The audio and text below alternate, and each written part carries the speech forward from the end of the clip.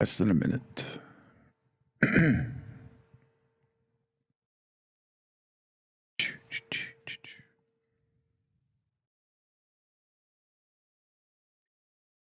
Here we go, my friend. 3, 2, 1. Oh, it's good to be back.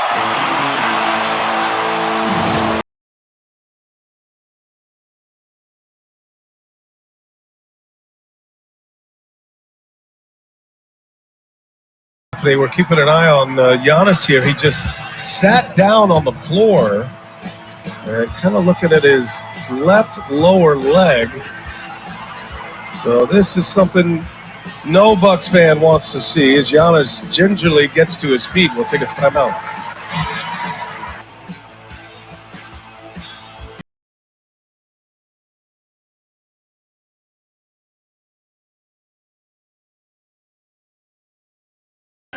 And good morning, everybody. How are you on this Hump Day, Wednesday, April 10th? It is the Pete Sheppard Show here live from the Naples Wealth Planning Studio on the Riptide Media Network. Giannis Antetokounmpo down late in the third quarter against the Celtics. MRI today. Oh, no!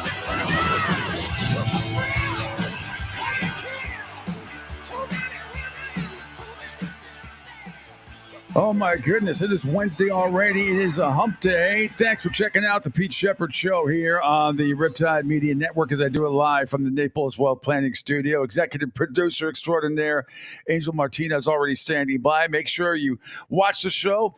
Whole different, a lot of platforms to watch it on, and you can text at me as well. I get all the texts. You can follow me on X, Twitter at pshep326. Of course, on my Facebook page and the Broad Street South Facebook and YouTube pages, plus on Rumble and LinkedIn. And on Sports Radio 102.9, that app as well. Always, you can text the show, 727-858-6650, 727-858-6650, and call the show, 781-418-0142. Great show lined up for you today. Bill Spiros will be joining me at 8:30, senior betting analyst at bookies.com and also great columnist for the Boston Herald. Then at 9:05, John Meter-Perrell will join me. He was at Fenway Park yesterday to witness, the game was awful after the third inning as the Red Sox played like the Bad News Bears, but very emotional, honoring the 2004 world champion Red Sox, but more importantly, even Brianna Wakefield throwing out the first pitch. Very emotional. In honor of her parents, Tim and Stacy, who both passed away not too long ago. But John will talk to us. Chris Palin as well, the Executive Vice President, Chief Revenue Officer for the Florida Everblades. They got a big weekend coming up. They had a big night the other day, and we'll talk to him coming up a little bit later on in the show. But man, last night, as you just heard, late in the third quarter, the Milwaukee Bucks 104-91 win over the Celtics. No Porzingis, no Horford. Not making any excuses. The Celtics are going to rest a whole bunch of people as the season goes on. But they were kind of midday to early evening, late scratches. That's why I don't bet on these NBA games, especially until you see who's going to play and who's not going to play. And not that the Celtics didn't have enough talent out there to win that game. They certainly did. But when you don't have an inside presence of Porzingis and Horford, it's a little bit tough. But they still, anyway, they played better. Milwaukee played better. It's about time they played better at home. So his status moving forward is unclear. He's going to have an MRI today. Left calf injury late in that game. Big news. So my guess is he probably is going to be missing the rest of the regular season, I think. It came with it was like 3:36 to go. Derek White hit a three. And then after inbounding the ball to Damian Lillard, he started to run off the floor. You didn't really see it because the camera wasn't on him. Ball crosses the timeline at midcourt, and then he immediately grabs his calf, and the camera pans back over to where he is. The Bucks medical staff, of course, comes running onto the floor. He got to his feet eventually, and then he walked awkwardly to the locker room on his own. He's missed only 6 games this year, but he's had a bunch of nagging injuries the last few weeks. He sat out on April 5th versus Toronto because the left hamstring tendinopathy had been listed as probable for Tuesday's game last night due to the same issue. So don't know how long he is going to be out. Damian Lillard's teammates said that shit hurt, quote unquote. Usually I'm able to walk things off.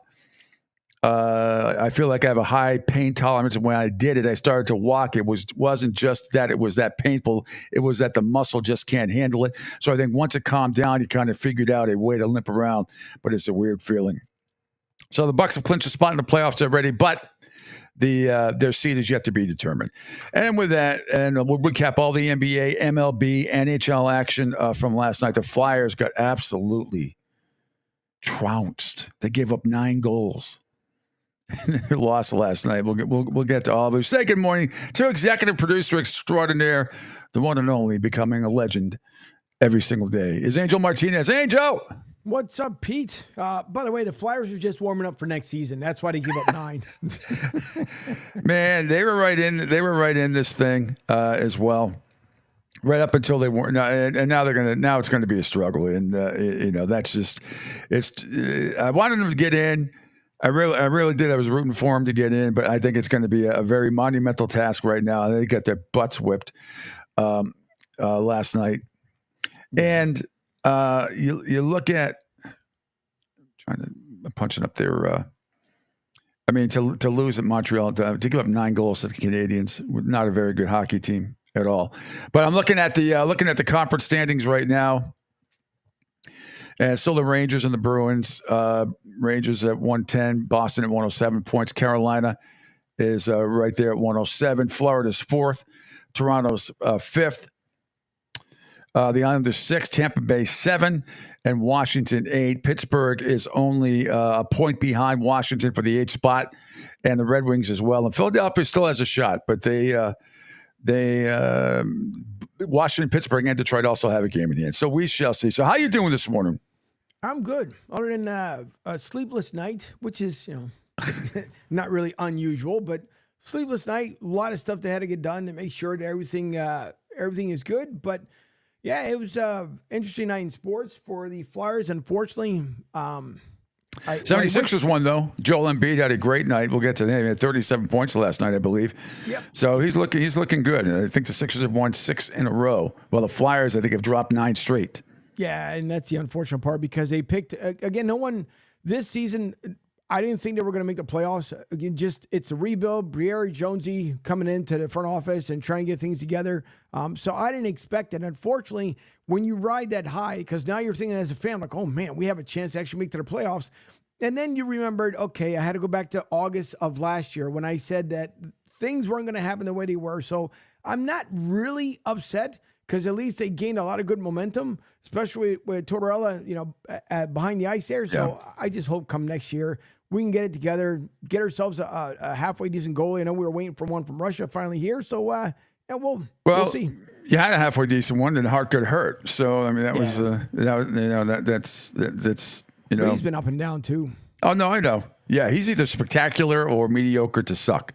Yeah, it's weird. It's been that way his whole career. Anyway, thanks for joining us. And Angel's just been unbelievable putting together all this stuff yesterday. Hopefully, our new app and the webpage is going to be up and available later on today or tomorrow. Actually, and tomorrow's special programming, I will not be here Thursday and Friday. I am off to Houston for a little business trip that will hopefully benefit this network, the awesome Riptide Media Network.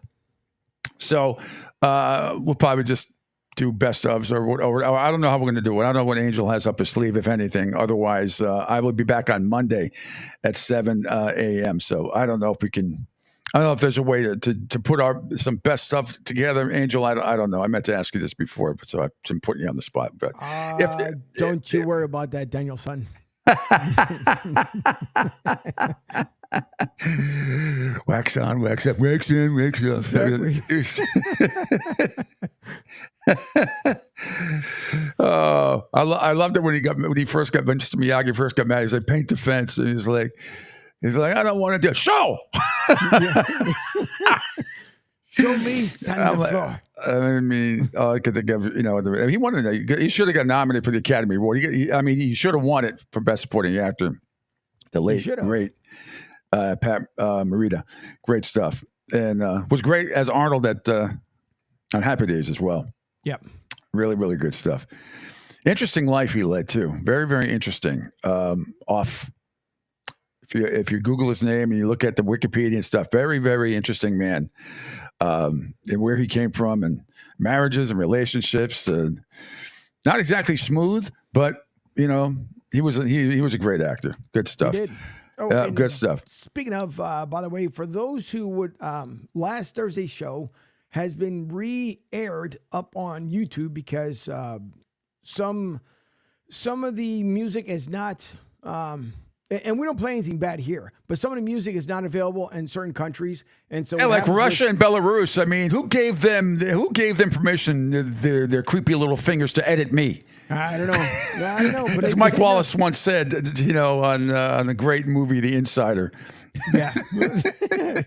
No, but they decided to can the one from last Thursday. So yesterday spent the majority of the day getting it redone. And so the one from Thursday, it's up on YouTube, Broad Street South. You guys look under the Pete Sheppard Show under the playlist, and then you guys will be able to see the shows from Thursday pretty much all the way throughout today. Yep. Thank you. That's awesome stuff. But I know Facebook tried to do some of that nonsense too, and then it was back up. But it's always going to be on my Twitter account on X. They can't do anything there. So, but we've solved that problem. We've solved the music problem anyway, because going into breaks now, we actually have some real life commercials, and we have a whole. Wait till the next couple of weeks to see what sponsors that we have. That is, I am so excited. I put together, and I don't want to reveal it yet, except for the obvious ones where it's going to be, Angel Martinez and Jeff DeForest, Defoe, Martinez and Defoe, unfiltered, right? Unscripted. Yep. Unscripted. That'll be next week. Also, Bleacher Brothers show will be next week from 6 to 9 p.m. as well. And I got a whole bunch of other programming in between that we are finalizing, and shows coming up after Bleacher Brothers. It is going to be fantastic. Got some weekend programming already as well.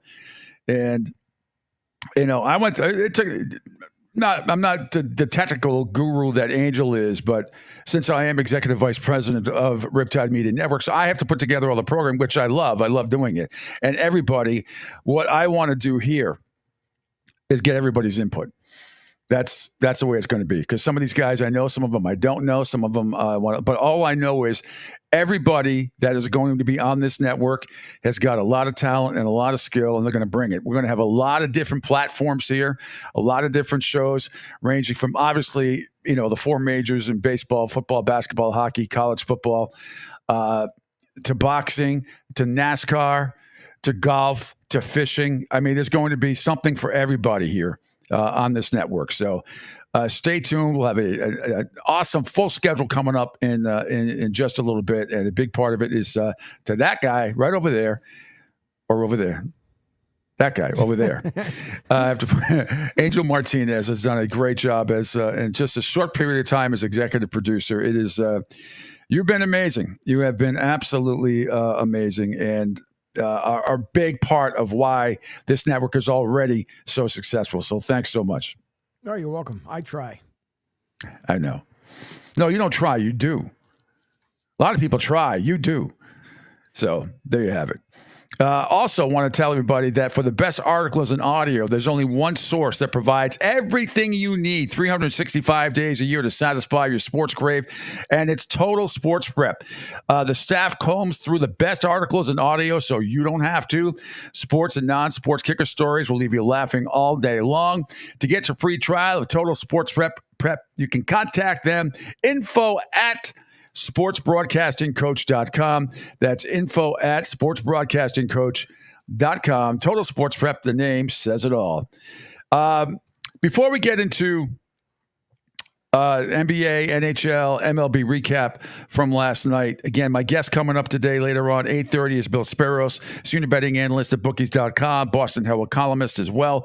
9:05 a.m., John Meter-Perrell, and 9:30, Chris Palin coming up. Before we get into all the recap, John Calipari finally went public yesterday.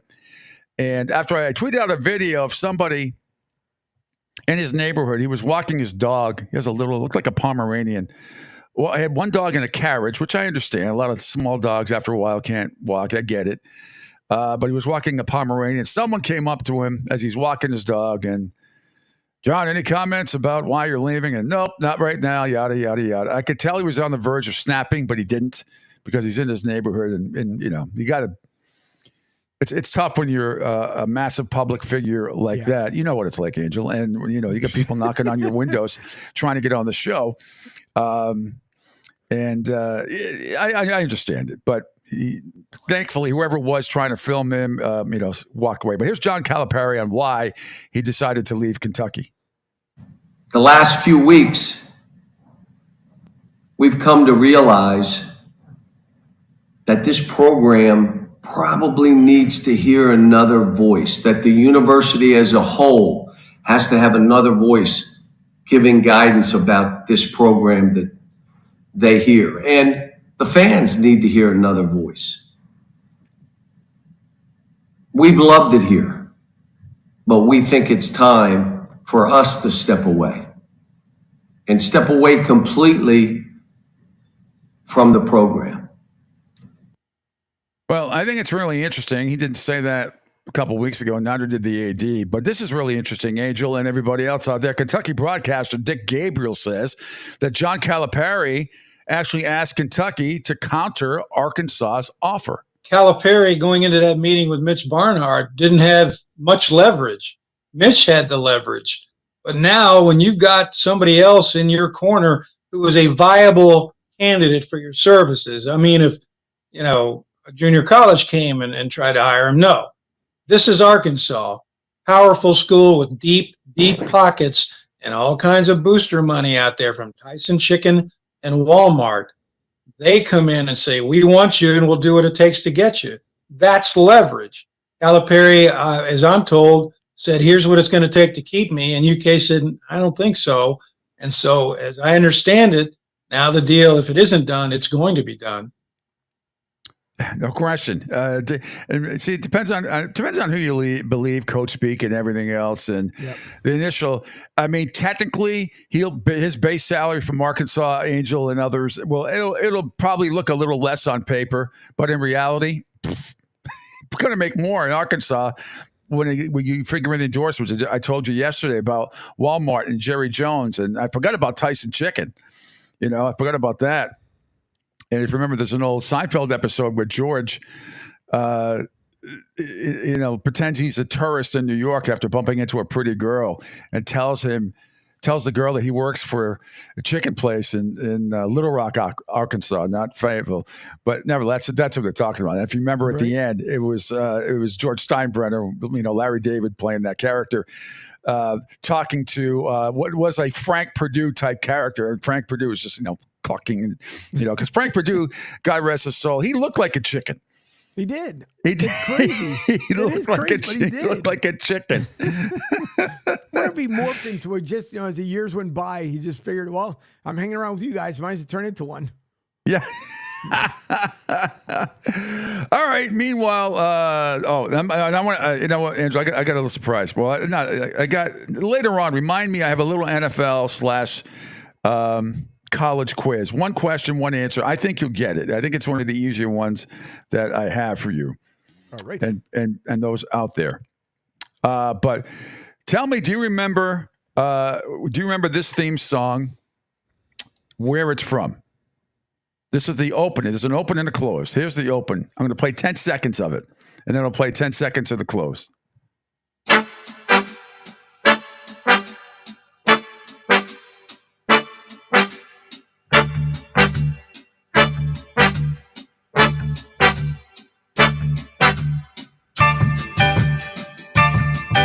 Okay, now ponder that for a second. This is the same show, half-hour show. It used to be every Saturday. Here's the close of that particular show, where my mother used to scream at me, and I'll tell you why.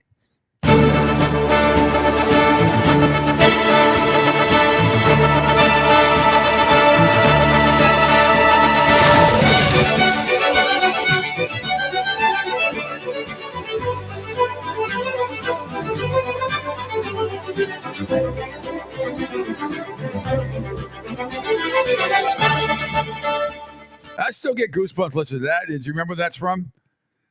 It was a show. Was it NFL related?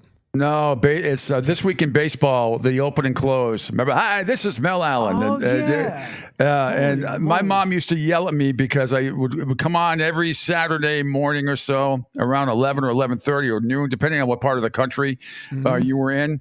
But on the closing theme, and they changed it every single year. They always had different players for the open was dun, dun, like you just said. And hi, this is Mel Allen. And they'd show highlights of some of the top plays, and then they'd go into everybody's team. It was before Sports Center, so you did not see a lot of these plays and highlights on local news wherever you are in the country. So Mel was a master at it, former great Yankee announcer, but was a master and just a humble man of presenting all the highlights.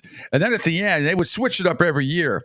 There would be, as I said, the end would start like this, at the end of the show, and I couldn't wait for the end. I used to tape it. So every year they would switch it up, or maybe every couple years, and they'd show 8 or 9. They would play this for like 45 seconds, and they'd show 8 or 9 in slow motion, some of the great plays, hitting and catching. But it was like right here, Freddie Lynn for the Red Sox going back and jumping up and making one of his unbelievable catches, smashing into the wall like he always did. So I would go slow motion, balls to the wall to my door, my bedroom, and get a Nerf ball and throw it at myself and smash up against the door. And my mother could hear, you could hear it around the block. And I'd fake rolling on the ground like an idiot, like I just made the play. And I'd hear, "What the hell are you doing up there?" Well, then my father was home. "Are you trying to break the house?" I they knew exactly what I was doing. That's right. I can relate because our front door we used to have in the city because it's row homes, and I used to take a tennis ball and I would bounce it up against the stairs. And what would happen every once in a while, it would skip and hit the outside glass door because we'd only put the screen in during the summertime. So it would hit, and my mom would swing the door open and say, "What are you doing?" It's nothing. I'm just throwing a ball up. It must have happened, I don't know, maybe about 5 or 6 times. And finally she said, "If you do it again, I'm taking you in that baseball. I'm going to throw it as far as I possibly can." I was like, "Okay, I'm done. That's it." Oh, brings back, but just great. And I forget the orchestra that put that together, but it was such a well-produced show. Because back then, you only got whatever local team you had in your local market you got. So for me, obviously, it was the Red Sox on Channel 38 most of the games. There was no Nesson back then or Yes Network or anything like that. So you got usually about, I'd say 100 out of the 162 games a year, maybe a little bit more, depending on what market you were in. Some games weren't televised. I remember a couple of Red Sox-Yankee games when I was a kid weren't televised. And the only other game you got during the week was Saturday afternoon. The NBC game of the week is the only game you got back then with Joe Gagliola. doing the play-by-play. Oh my God! And what's his name? It'll come to me in a second. Legendary Quebec doing it. So anyway, yeah, we're seeing Angel that people are saying that you still sound very low. Yeah, I don't know why. Because I've got it. If I pot it up anymore, I'm going to be hitting the red. Yeah, but pot it up because it's not the way it's coming over. Yeah, I've got you potted up all the way over here, and you sound fine. But everybody is saying that you are a little low, and that my cuts are a little high. But that's okay. We can adjust. Yeah. We can adjust. And again, some of the cuts that I play, some of the they're depending on the play-by-play cuts, which I'm going to get to now. Some of them are higher than others, so I'm always monitoring. As we said in broadcasting school, Angel, ride your gain, which sounds kind of kinky when I first heard it. I'm riding my gain, ride my gain. All that means is turning a little level up and down. That's all it means, It's pretty much it. But real quick before you get into your highlights there, the one thing I do remember as well, you talked about some of the games that in play. So in Philly, we had WPHL 17 in Philadelphia. Lord knows I can still remember the call. But it was on the UHF side, for those who don't remember the turnstile TVs. Yeah. But the only other game that we would get, for some reason, I think it's WGN in Chicago. WGN Chicago, yes. We would get it, I think, starting... Yeah, like around 81. Like all of a sudden, we started getting Chicago Cubs games. But that was on cable, though. You had cable we then. We used to get on the regular under really? UHF. Used to be at Channel 38. Right when cable first came out, the two sports channels, not in New England, but Yes Network was part of it, and that was all the Yankee games with Phil Rizzuto and company. We didn't get WGN for the Cubs. We got TBS. Now, TBS showed all the Braves games. So TBS, so you got, I got Red Sox games on Channel 38, UHF, as you said. Once in a while on Sundays, they would simulcast on Channel 6 in Providence. And for those who couldn't get 30, like I said, I was very lucky before cable. We had an unbelievable roof antenna that could pick up all the stations in Boston, the UHF stations, the VHF stations, the single-digit ones. Yeah. All snow. But the UHF stations, which is all I cared about, because that had Gilligan's Island and Brady Bunch and the Bruins and some of the Celtics games and all that stuff, and a lot of college hockey as well. So that all I cared about was that. I wasn't too interested in the Boston single-digit stations at the time because I had the same programming on my Providence stations. So, nostalgia. Yeah. And then cable came along and changed everything. Sure did. Yep. All right, I'll tell you what, we're going to take a quick break here, Angel. When we come back, I will go through the NBA, Major League Baseball, and the NHL. We will do all of that between now and 8:30 because after that, we are jam-packed. Bill Sparrow's joining me at 8:30 from the Boston Herald and senior betting analyst at bookies.com. At 9:05, it's John Mita-Perrell, voice of BC football, but also... you hear him doing ACC basketball on the ACC network, doing hoops and baseball, and also on ESPN.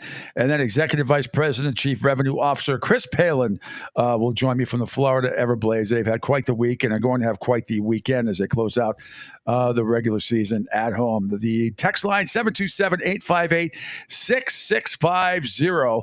It's the Pete Sheppard Show. Executive producer Angel Martinez on hand as well. We are live from the Naples Wealth Planning Studio on the Riptide Media Network. We're back after this. Kids presents What to Expect When You're Expecting. A teenager. Learning the lingo. Today I'm going to help parents translate teen slang. Now, when a teen says something is on fleek, it's exactly like saying, that's rad.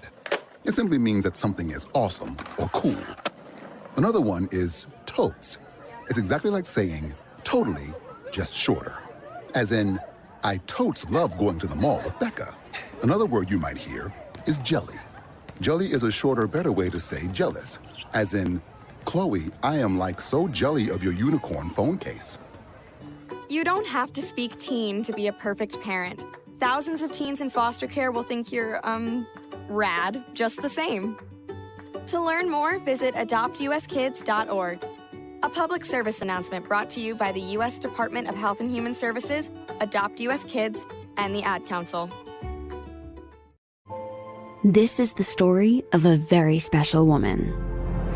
In a matter of seconds, she turned herself into a great mathematician or an entrepreneur.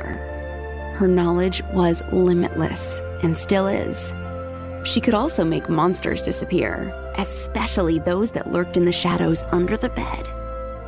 Once, this woman put back together a teenage girl's broken heart, which had been shattered in 1,000 pieces, just by giving her a bear hug. She masqueraded as a regular person at work, but as a superhero at home. Everyone knows her as Gabriella. I still call her Mom. Your hero needs you now, and AARP is here to help. Find the care guides you need to help, complete with tips and resources at aarp.org/caregiving. A public service announcement brought to you by AARP and the Ad Council. Hey, Dad, your prescription will be ready in just a minute. Hey, Dad, your laundry will be ready in just a minute. Dad, your lunch will be ready in just a minute. Hey, honey, why don't you take a minute? When you help care for a loved one, you give them as much time as you can, making sure they're safe and comfortable. But it's just as important that you take some time for yourself. At AARP, we can help with information and useful tips on how you can maintain a healthy life balance, care for your own physical and mental well-being, and manage the challenges of caring for a loved one. Because the better care you take of yourself, the better care you can provide for your loved one. Thanks, Dad. Thank you. You're there for them. We're here for you. Find free care guides to support you and your loved one at aarp.org/caregiving. That's aarp.org/caregiving. A public service announcement brought to you by AARP and the Ad Council.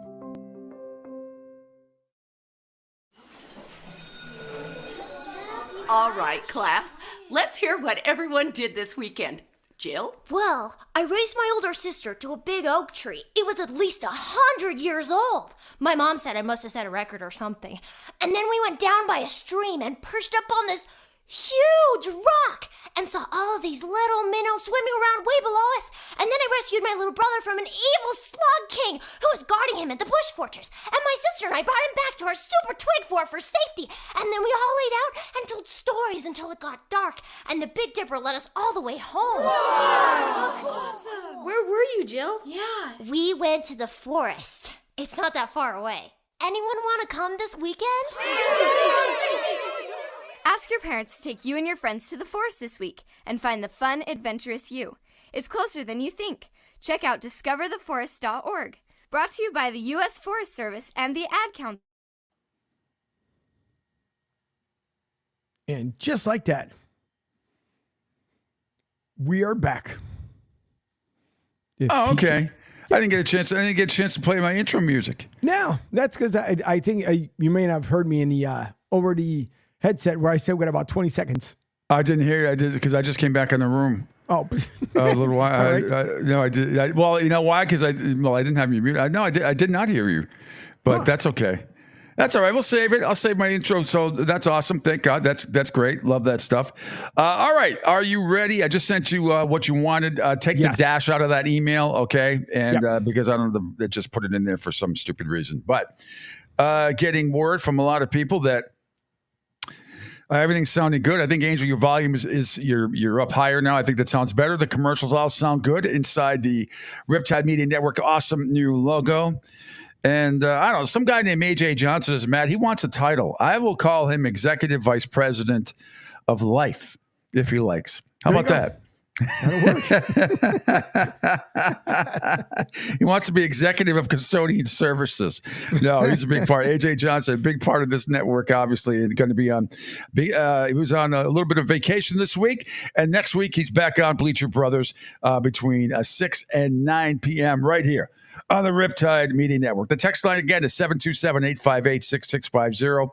You can call in if you'd like at 781-418-0142. That is 781-418-0142. All right, let's get to it. Let's start with the NBA from last night. The New York Knicks, Jalen Brunson, 45 points last night. Absolutely outstanding.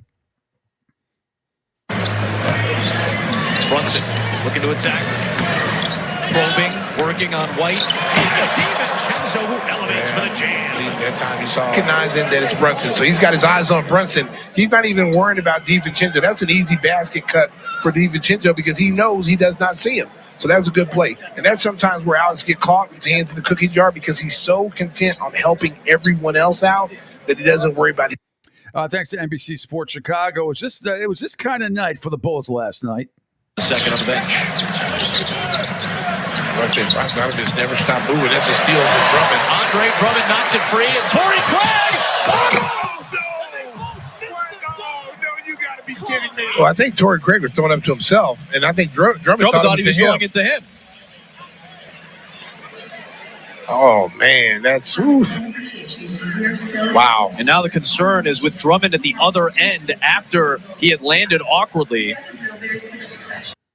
That's the kind of night it was. Later on, at the end of the first half, yes, DiVincenzo with a buzzer beater. That'll count and it goes! And it goes for DiVincenzo! Oh, that was from Valparaiso, Indiana. Oh my God, you went across state lines! Oh, man. That was after the Vooch three, and then here's DiVincenzo at half court. Wow. Yeah, wow is right. Knicks win 128-117. Great night again. Jalen Brunson, 45 points. Magic number to clinch is down to 6 for a top 6 spot with the win. Meanwhile, Dallas and Charlotte went at it, and it was Luka Doncic once again going off, and there is no question in my mind, even though he looks like the Pillsbury Doughboy at times, he is without a doubt the MVP. That Jones has played this year, guarding 1 through 4. Long arms, athletic. Here's Gafford up and in. Surrounded by 3 Hornets. Kyrie Irving hasn't touched the ball much in our first quarter, but he's going to get an assist. He finds a cutting Doncic at the rim. Really good players in the backcourt, and they are playing unselfish. This bounce pass, Fritz and Needle. Luka doesn't score much with his left. I got a chance to say hello to him before the game. He gave me a big smile and a hug. It's good that he's in a situation in his hometown where he's got a chance to play the playoffs for the first time. Larry Johnson with more points than Brandon. That's a good category. Doncic, look at that pass. He sets up Hardaway perfectly. Jones Jr., the misfire, another long rebound. Stays with Dallas. 78 and 1 of the year for Luka Doncic. Work is impeccable. Oh, you get the idea. Go in, bitch. Gonna love that. Why is it never bastard? Why is it go in, bitch, all the time? Oh, my God. I'll tell you what. Haven't had the privilege of not only covering the Celtics in 08 with Kevin Garnett and Perk and all those guys and Rajon Rondo and Paul Pierce and Ray Allen. There was nothing more entertaining if you're over the age of 30, because even then, and Glenn Ordway and I covered after we got done with our show at the Garden, and a lot of times, not afraid to say we had front row seats under the basket for our station and everything, because we at the time we were because we were in flagship for them and all that other stuff. But there was nothing more NC-17/X-rated than to listen to Kevin Garnett under the basket every single play. Not just occasionally, every single play. It didn't matter what color you were, how tall you were, how stupid you were, how intelligent you were. There's only a couple things that ever came out of his mouth under the basket at all times. You MFN, didn't matter. And the colorful metaphors that he would exhibit underneath the basket were, I'd have tears coming out of my eyes. I'd be laughing so hard. I'm like, this is the ultimate in trash. I heard some trash talking in my day, but not like Kevin Garnett. And I'm telling you, a player saying, "Oh, go in, bitch," that's nothing compared to some of the stuff that you hear. I would not recommend it for children, or even young adults, or even people that are under 30. I used to shake my head and go, what? What was that? I'm just like, geez, I can't say that. I could say that. I can't say this. I can't say this. I can't say this. But he could get away with it. And I remember one of the refs, it actually might have been Donaghy back then. I think it was. Goes, "Hey, Kevin," he goes, "just ease up a little bit." He goes, "Just ease up a tiny bit." Oh, Anyway, all right, moving on. Philadelphia 76ers and the Detroit Pistons went at it. Joel Embiid. Whoa! It up as he's falling down. How did he do that? And then the foul at the end. Watch this. Somehow, he doesn't even know where the basket is. He has a feeling as to where it might be, but it's just a rumor. Let's face it, folks. And if we were playing horse right now, he'd be getting letters on everybody with that one. NBC Sports Philadelphia with the call there. Philadelphia routs Detroit 120-102. I believe the Sixers have won 6 in a row, and the Pistons incredibly have lost 5 in a row. Another big losing streak for them. But Philadelphia could be on a collision course with the Milwaukee Bucks, and I'm telling you right now, that could be. I'd like Philadelphia every day of the week and twice on Sunday, as long as Embiid is playing in that game. Indiana and Toronto, not a low-scoring game, which you would expect. It would not be a low-scoring game at all. Here's one of the highlights. He's had 6 double-figure games, and he's got the ball, and he dunks it. I'm worried about this.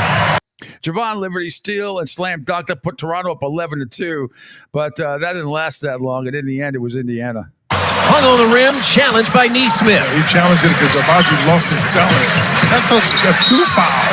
Count the basket. This is it. He fouls him there, but then he fouls him here, and he's. That put Indiana up 71-65, thanks to Bally Sports and Angel and others. You know, we're not all about offense on this program. We like to highlight defense. Of love in Toronto still for Pascal Siakam. No question, spent 8.5 years here. And Turner blocks it. 140-123, Indiana beats Toronto. Meanwhile, Miami and Atlanta went at it last night. This was a long game. Let's start in the second quarter. Highlight Tyler Hero. Hero on the curl, off the screen, drops it in, and a foul on Atlanta. Well, Tyler Hero has come alive, 15 points. Later on, Atlanta's Garrison Matthews, big 3 and 1.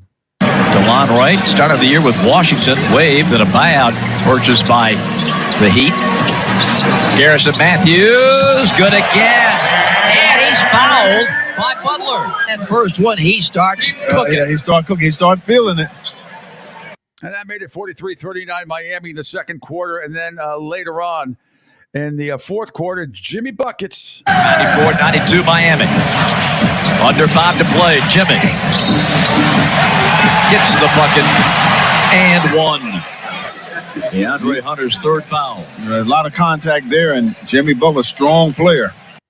Yeah, and in double overtime, Miami went on to win 118-111. Meanwhile, one of the games of the night, and the Celtics are going to rest people. No Al Horford, no Porzingis. They had, the 10th and 11th backup center. It didn't matter. Give all the credit in the world to Milwaukee. They were due to win this game. I would have bet my house on it that they would have won that game last night. The line started at Celtics -2 to 2.5 in the morning yesterday, and went to Milwaukee -3 by tip-off because Porzingis and Horford didn't play. Not that there wasn't a lot of talent on the floor for the Celtics, because usually they win these games anyway, but Milwaukee was absolutely due. They've been playing like crap, especially at home. And they got it done last night. Let's get it going in the second quarter with a Bobby Portis highlight. Turnover, Boston into the hands of Giannis. Portis setting up shop in the corner. Lets Tillman blow by. And Portis hammers one home with a shimmy. That made it 47-23 at the time. Milwaukee, Giannis Antetokounmpo with this dunk. 3 for 6 from beyond the arc. Antetokounmpo gets a step on Hauser. No contest. Giannis goes right by Sam Hauser. Yeah, but not just a couple minutes later. And thanks to TNT, Giannis goes down with a calf injury. All right, thank you, Stephanie. We're keeping an eye on Giannis here. He just sat down on the floor and kind of looking at his left lower leg. So this is something no Bucks fan wants to see as Giannis gingerly gets to his feet. We'll take a timeout.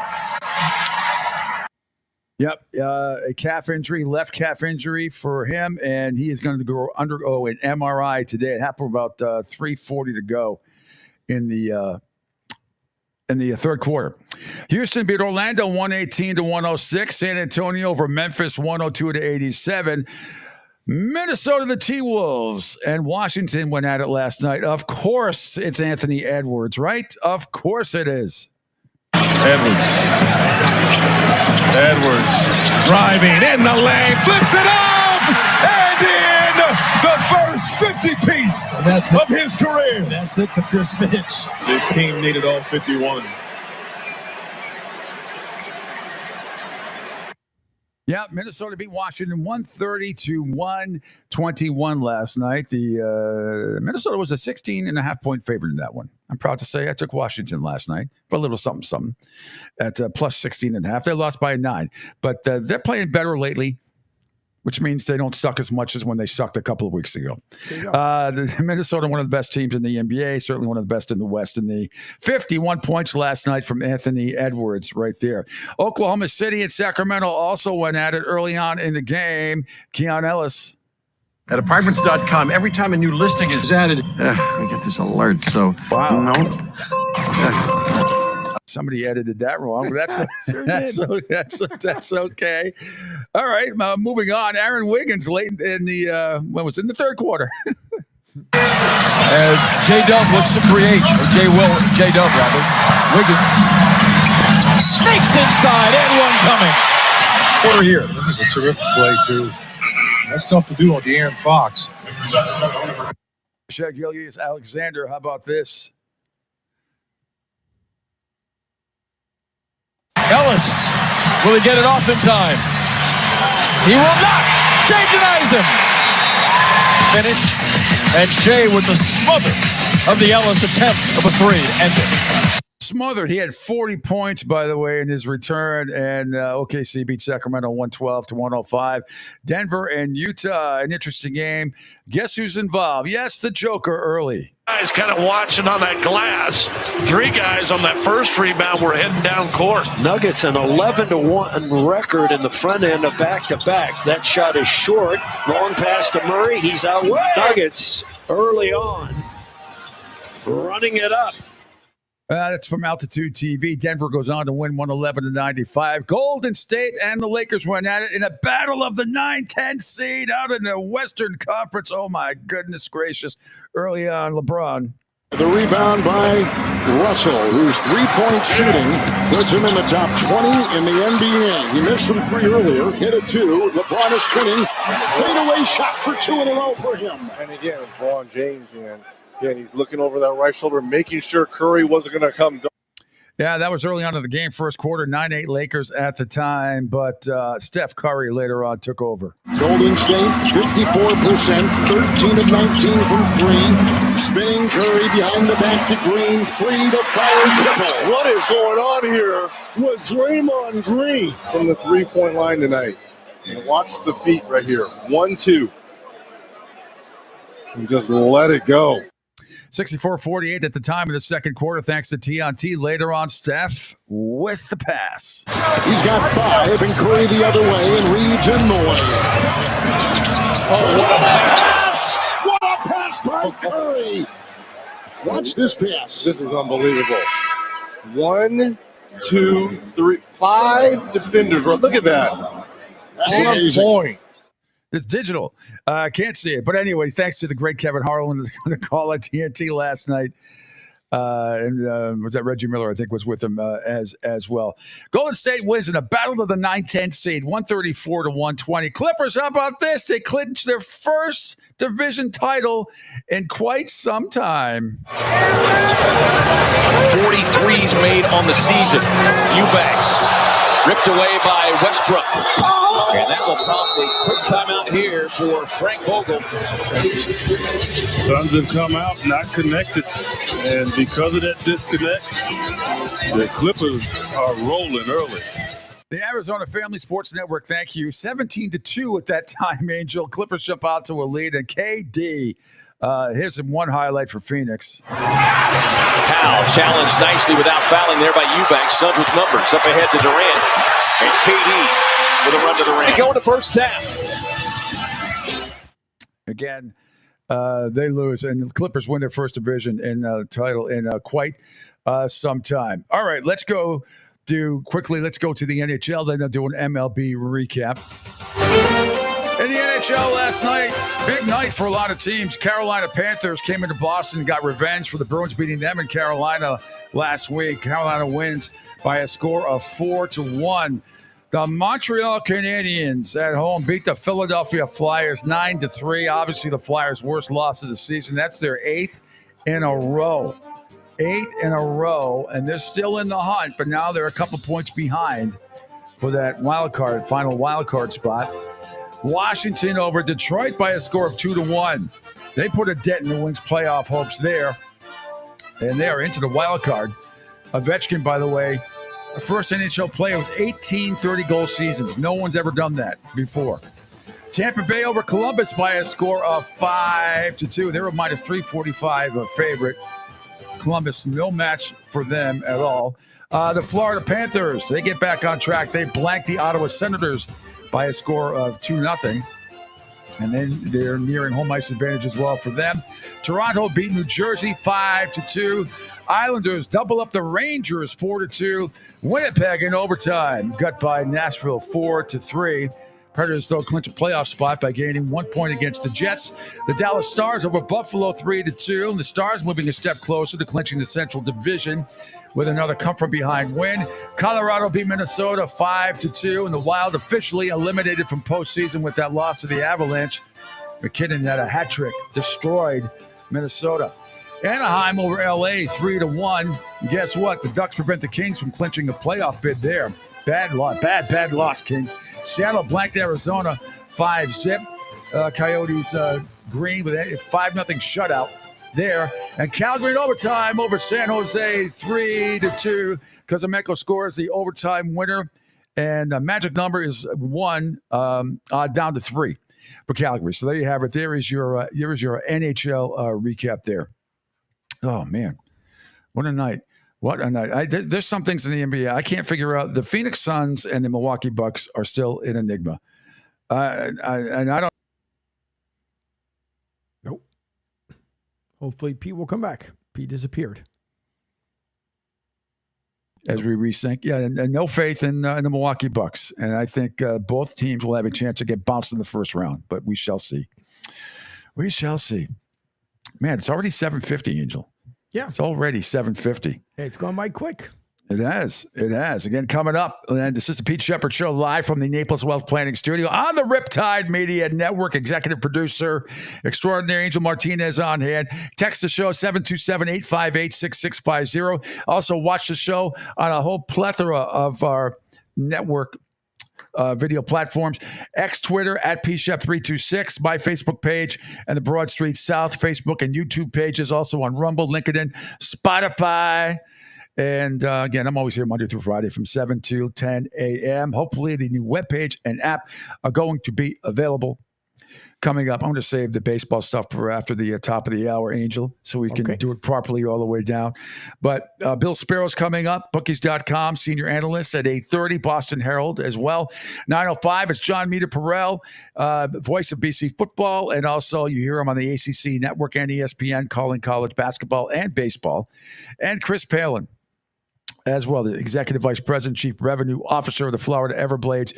Big week coming up for the Blades.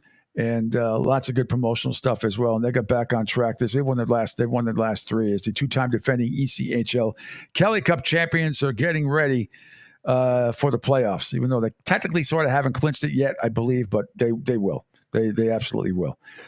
All right. I'm trying to think what else. What do I have here, Angel? I've always got goofy stuff, down the stretch. Oh, yeah. Not down the stretch. There's always some fun stuff that's going on. Let me see if I can make you laugh. Well, I saw this the other day. My buddy David Portnoy, El Prez from Barstool Sports, he had UConn at plus 360. He bet $600,000 on them at plus 360 to win the tournament, to win the whole thing at the beginning at plus 360. He won a cool $2.7 million. Cashed in on that. Yes. Must be nice. Yep. I put any kind of, first of all, if I have $6, I'm lucky, number one. But number two, if I had $6, there's no way. I would have to have enough confidence and be so comfortable before I put up any kind of bet to that nature. I tell you, the Bet Sporting Labs, when I pick it up, if I had to pick up my phone right now and I go to the Hard Rock Bet Cafe, app, whatever it is, They're looking at me. Oh, look, the loser's back. Give us your money just now. No, I don't know. But no, look, I put $10. I put $10 on UConn at the beginning of the tournament to win the whole thing, and I got plus 370 at the time with 380. So I won back. What I won back at $38. So that's plus 380. So whatever. But I feel like I won $1 million. I mean, I'm not in it to make a living. I mean, yeah, occasionally I'll pay a couple of bills from it, but it's like I don't get carried away with it. I do it mostly for fun. It's mostly like you want to beat the system type of thing, you know, and you don't want to keep chasing and chasing and chasing. Like this guy, Wixom, Michigan. Where the hell is Wixom, Michigan? But a man from Oakland County. Okay. Well, we know Oakland, Michigan, because they just beat Kentucky, forced Calipari out. This guy's accused of stealing $18,000 worth of trading cards from several stores around the area. 35-year-old Daniel Glenn Jackson of Farmington Hills was monitored by the cops last week at 10:30 a.m. He entered the Major in Wixom. Officials say they had learned he would try to steal several trading cards on their date. Jackson taken into custody. He left the Major. Police said the arrest was made based on charges from thefts at stores in surrounding cities. A large quantity of stolen trading cards were found in Jackson's car. Major's loss prevention detective estimated more than $18,000 worth of stolen property was found. Jackson was charged with receiving and concealing between $1,000 and $20,000 worth of stolen property. He was arraigned at 52-1 District Court and given a $10,000 bond cash surety. It's being held at the Oakland County Jail. Quite the picture. Man, oh man. Tough to get away with all of that. Yeah. Meanwhile, this was a couple of days ago. Arguing, Florida man once again, of course, right? This is one of your people up in your neighborhood, close to your neighborhood. Arguing that he was not subject to arrest, a Florida man told police that he was allowed to be drunk and disorderly and sit naked in a trash can on the public sidewalk. St. Pete cops alleged that Wylie James Weeks, 35 years old, intoxicated and unsteady on his feet and smelled of booze. And when they discovered him late Saturday evening on a downtown street, Weeks naked from a corner trash can and arrested for disorderly intoxication and resisting an officer without violence, both of which are misdemeanor. If it was violence, it would be a felony, I think. Yeah, okay. In addition to claiming that he could not be punished for his take on Oscar the Grouch, Weeks said he did not have to provide officers with his name or demographics. Yesterday pleaded guilty to both counts and was fined $520. His rap sheet overflows with theft, disorderly conduct, panhandling, criminal mischief, and other misdemeanor convictions. One of his prior busts came after Weeks and a male friend was spotted drunk and naked on a Tampa street after they exited a bar. Angel, what's going on up there? The duo told cops they thought it would be funny to strip off their clothes. Brilliant. Court and jail records alternately describe Weeks as a transient and a resident of Gulfport, a city bordering St. Pete. You near Gulfport? Maybe you know this guy. Maybe you bumped into him by accident. But maybe it's one of those Maybe it's one of those guys that hugged one of the girls at the restaurant you were at the other day. It could have been. He may have gone down to Gulfport. Goodness gracious. All right, when we come back, more headlines, and then I'll do a whole Major League Baseball recap from last night, some exciting moments and some tear-jerking moments as well at Fenway Park for the Red Sox, even though it was tear-jerking in a couple of ways. One, which I will get into, about Brianna Wakefield throwing out the first pitch. And then as the game progressed, I was crying to watch the Bad News Bears in the field again as they just made 3 errors in one inning, it seemed, and a lot of unearned runs. But we'll get to all of that and all the other great highlights from Major League Baseball, all part of the Pete Sheppard Show coming up. Hour number 2 here as we do it live from the Naples Wealth Planning Studio on the Riptide Media Network. Back after this. To some people, the sound of a baby babbling doesn't mean much. But that's not necessarily true. By 6 months, they're combining vowels and consonants. By 9 months, they're trying out different kinds of sounds. And by 12 months, their babbling is beginning to take on some meaning. especially if there's no babbling at all. Little to no babbling by 12 months or later is just one of the possible signs of autism in children. Early screening and intervention can make a lifetime of difference and unlock a world of possibilities. Take the first step at autismspeaks.org. A public service announcement brought to you by Autism Speaks and the Ad Council. The following is made possible by Dad. Why was the basketball court all wet? Because the players kept dribbling all over it. The dad joke. Corny, grown-worthy, but also one of the simplest ways to share a moment with your kids. Why do you have to be careful when it's raining cats and dogs? Because you might step in a poodle. And kids that spend more time with their dads grow up to be smarter, more successful. Can I tell you a cat joke? Just kidding. And, with any luck, funnier adults. Why didn't the skeleton go to the dance? Because he didn't have anybody to go with. Dad jokes rule. So take a moment to make a moment and give your kid a laugh. It's as easy as going to fatherhood.gov. Brought to you by the U.S. Department of Health and Human Services and the Ad Council. That's really funny. Okay, men, this is your time. Maybe you didn't choose this, but you're here now. You're gonna go out there and be an all-star caregiver. It's up to you. So what are you gonna do? You're gonna go grocery shopping, cook, clean, be there emotionally and physically. You gotta dig deeper. Drive them to physical therapy, doctor's appointments. Don't you forget about the pharmacy. I know you won't, because that's what caregivers do. Don't give up. Don't ever give up. This is your time to show the world, your family, and yourself that you're tougher than tough. Now go out there and be the best caregiver this world has ever seen.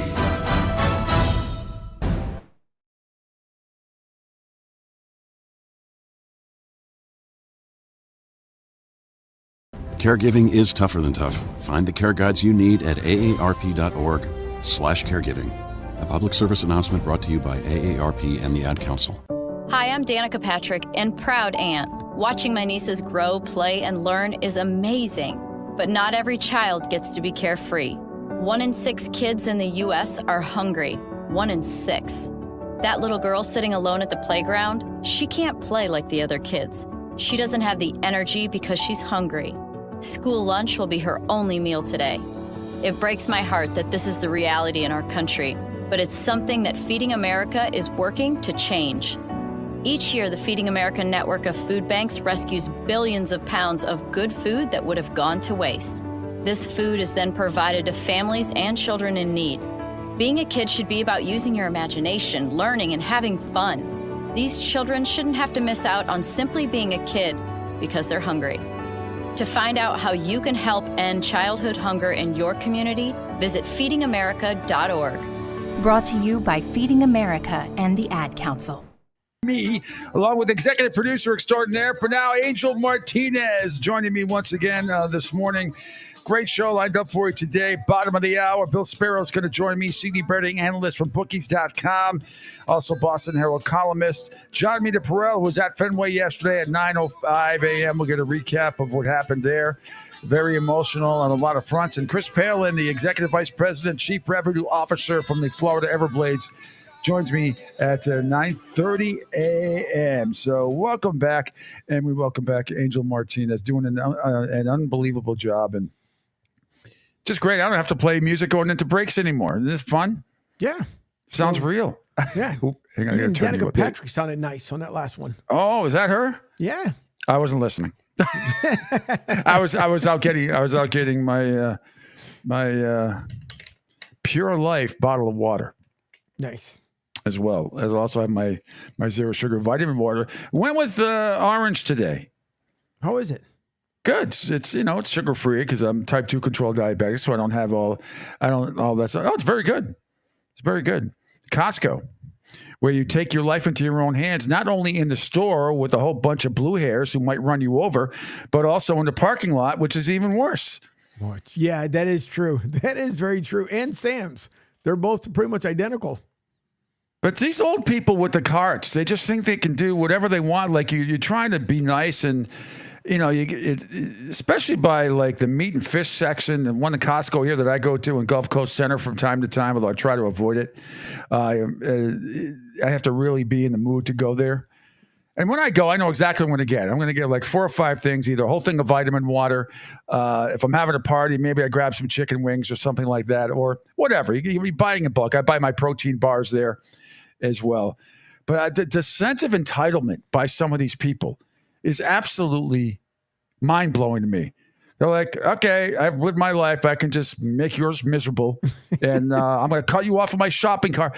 This lady... The other day, last week or 2 weeks ago, I forgot to tell you this. I put my, they have those big, gigantic carts at Costco, right? Yeah. I have 4 items in it. Protein bars, boxes like that big, and similar items that are not 3 more items that maybe would have been that size. But the biggest one was the vitamin water. Oh, I got what I got. I got a case of the vitamin water. It was like $15, which is great, and a case of club soda bottles. So that was it. So I put the stuff in the trunk of my car, and then casually I'm like 2 rows away for the cart return. Mm-hmm. This woman who was like diagonally over here. Right? And a good 50, 60 feet. And she's like a Karen, 40 years old, 45, one of those. You could just tell.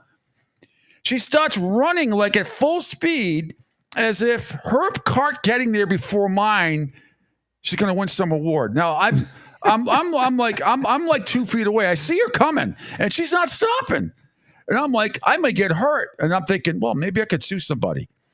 And I'm like, yeah, she don't look like she have a lot of money anyway. So I'm just sitting there, and I'm like, I said, okay. And I called to Karen. I said, okay, Miss Karen. Said, the rack is yours. I said, you beat me by 2 seconds.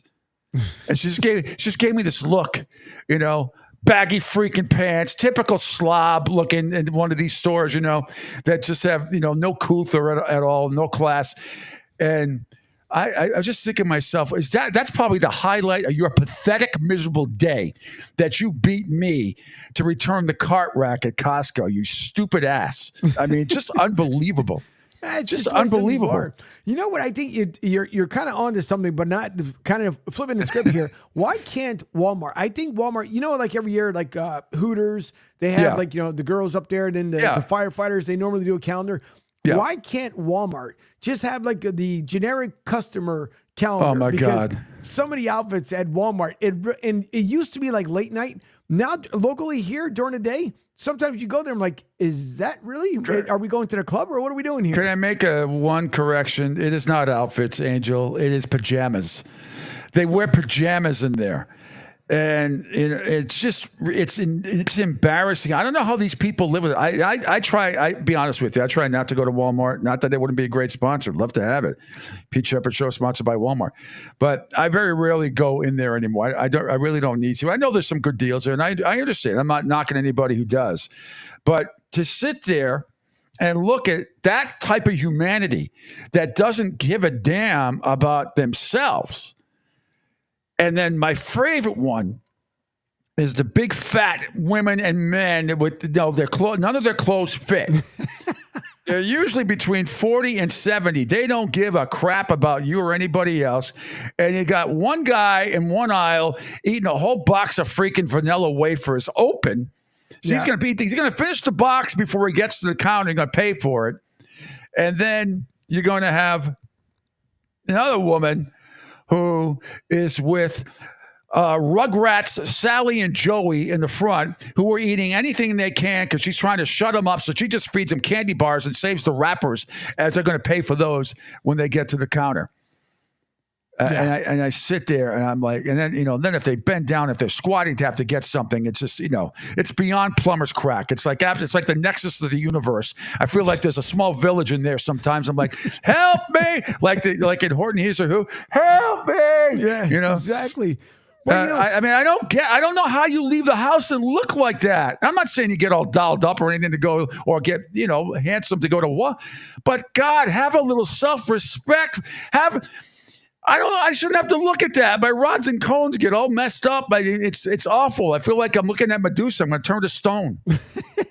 But then if you turn around, if you flip the script, because don't forget, Target, for those know it as Target. So down outside of Tampa, you have a town called Trinity. Now, Trinity, for the people that live there, the Holy Trinity. It's like the Beverly Hills of Tampa. Because they go there and it's like they have to outdress one another. Which is the funniest thing. Which is the other end of that. Yeah. It's hilarious to me because they'll turn around and be like, oh, where do you shop? I'm like, what do you mean by that? She goes, well, here in Trinity. I'm like, I'm sorry, Trinity. So you guys are Target Trinity is what you're trying to tell me? Yes. Us Trinitonians, like, you guys realize it's not even on the map. Jesus Christ, that's disgusting. I'd almost rather hang out with the slobs. At least you know what you're going to get there. But no, look, there's a lot of men, there's a lot of women when they go out, if they go into a store, not that they're dressed to the nines, but they want to look, you want to look. Look, you just crawl out of bed with your pajamas on, for God's sakes. Well, I really don't get it. I don't get either extreme. I don't know who you're trying to impress by getting all dolled up or wearing a suit and tie or something like that, or you want to look like me. Just casual. I forgot during the break to grab my shirt because and I'll get back to the bar and bikini outfit. So I did have a couple messages that came through. So now, yes, Pete and I do not call each other FaceTime in the morning to figure out what we're wearing. Even though, ironically, since Thursday, we've been almost matching shirts. And really? Yeah. Well, almost since Thursday, as far as the colors and everything else. Today, the shirt color you had on, I actually picked that out of the closet. And I thought, yeah, you know what? No, I'll wear this other one. But it is like the light blue. It's a Tampa Bay Rays kind of like light blue kind of shirt I have on. Yeah. But that was one thing. But the other one that kills me is that people that if you go to the bar, okay, now, not everywhere. Down here in Florida, most of the times, if you pull up in your boat and you're, whether it's, your male trunks, whatever the case may be, the women in bikinis, it's funny where they will, because everybody wants to be noticed when they come up on the boat. So they dock their boat. As soon as they come off, you're going into an open air bar. So it's not like it's, an actual restaurant. And then the funny part is, all right, let me cover up. But you just wanted everybody to notice you when you pulled up to the dock. Like, you're in Florida. Who cares? None of us, we're not friggin' judging around here. Put on whatever you want. It's a friggin' bar. No, I agree with you. And it happens. And then you got the place I used to work at, the place I used to live at Bonita National, Bonita Springs, wonderful, on the whole, wonderful community. My friends that I know and still keep in touch with, some of my best friends in the world. But you would have all these old biddies get pissed at the girls coming up to the bar that weren't covered up in bikinis in the tiki bar. So in some gated communities, so that had to put a stop to that. And, men you couldn't sit at the bar without a shirt on and stuff. I mean, I kind of get that in places, I guess, sort of. I think they got some of the older women got too carried away with the younger girls coming up with bikinis on, but there has to be a sense of decorum, I guess, and ethics in some of these places. But you go around here, you go to there's several boathouses, which are all great tiki bars here in Southwest Florida. Again, I apologize for those of you still getting blizzards and frozen rain and whatever, but this is why we moved down here. And this is why I'm going on my 8th year being down here, is because places like that, all the tiki bars around here, you can, as long as you're not naked, you can come whatever you want, sit at the bar, whatever you want. They don't care. And the service is really unbelievable down there. And everybody is and what can I get you? And very rarely do you have to wait for a drink, and happy hours through the roof for a lot of these places. So it's a blast. It's a blast. But you're right. It is funny watching at a lot of the marinas down here from Fort Myers Beach all the way up to Tampa. It is hysterical to watch who can outshine whom coming off the boat. Not everybody, right? But you can tell the ones that want to be seen. Mostly the women. Sometimes the men. The men just want their boat to be seen. The women want to be seen from top to bottom. That's exactly what it is. And then they give you that. Then you stare at them, and then you get that look like, what are you looking at? your boobs, your belly button, trying to see, if that hurt, the belly button ring that you have that looks like, I don't know, some kind of a freaky planet that you have tucked away in there. It's just curiosity. What can I tell you? Then they look at you. Well, it's the same way. So in Clearwater Beach, like when you come here, and you can always tell because when I used to, during the winter time, I would go down to Fort Lauderdale just because you wanted to get away from the cold and everything else. So they come down to Clearwater Beach. And now here's the difference, though. No, back up a second. You said something very interesting there. The East Coast of Florida. Now I know we have our moments here in Southwest Florida, and you're 2 hours north of me, but it is the best weather in the world is here in Southwest Florida because it usually is between 70 and 85 every single day. The East Coast gets a lot colder. They will come, believe it or not, they will take the trek down Alligator Alley somewhat, either stop at your area or come all the way down to my area because the temperature is 20, 25 degrees warmer. You wouldn't believe it to say it, but it does. Go ahead, continue. No, well, it's the same way. Then you have the 20 to almost 30-degree difference between us and up by Jacksonville and everywhere else. That's a completely different. That's they might get frost up there. Yeah, but down here in Clearwater, the funny part is you have like when I would come down to Florida for the winter time, it was always great because you can do pretty much and wear whatever you want without anybody saying anything whatsoever. In Atlantic City, you could not have six girls in bikinis, and it could be of whatever shape, whatever, the material, whatever. Anyways, you walk around and the girls would automatically get stopped by the guys. It's just a thing. It's up in the Northeast. It's just the way they are. Here in Clearwater, you'll have the same girls that could be in Atlantic City now come to Clearwater and have six guys walk right by them and not say a word. And I'm trying to keep it, as obviously as I I got possibly you. can. But the funny part is, like, that's what I've enjoyed since being down here. But even better, Debbie and I won't even take, we'll take a little transistor radio every once in a while onto the beach. And for those who don't know, yes, before your phone. A transistor radio? Yeah. Oh, that's so you don't kill the battery on your phone. Yeah, pretty much. That's how transistor radio. Yeah. But we'll take one of those.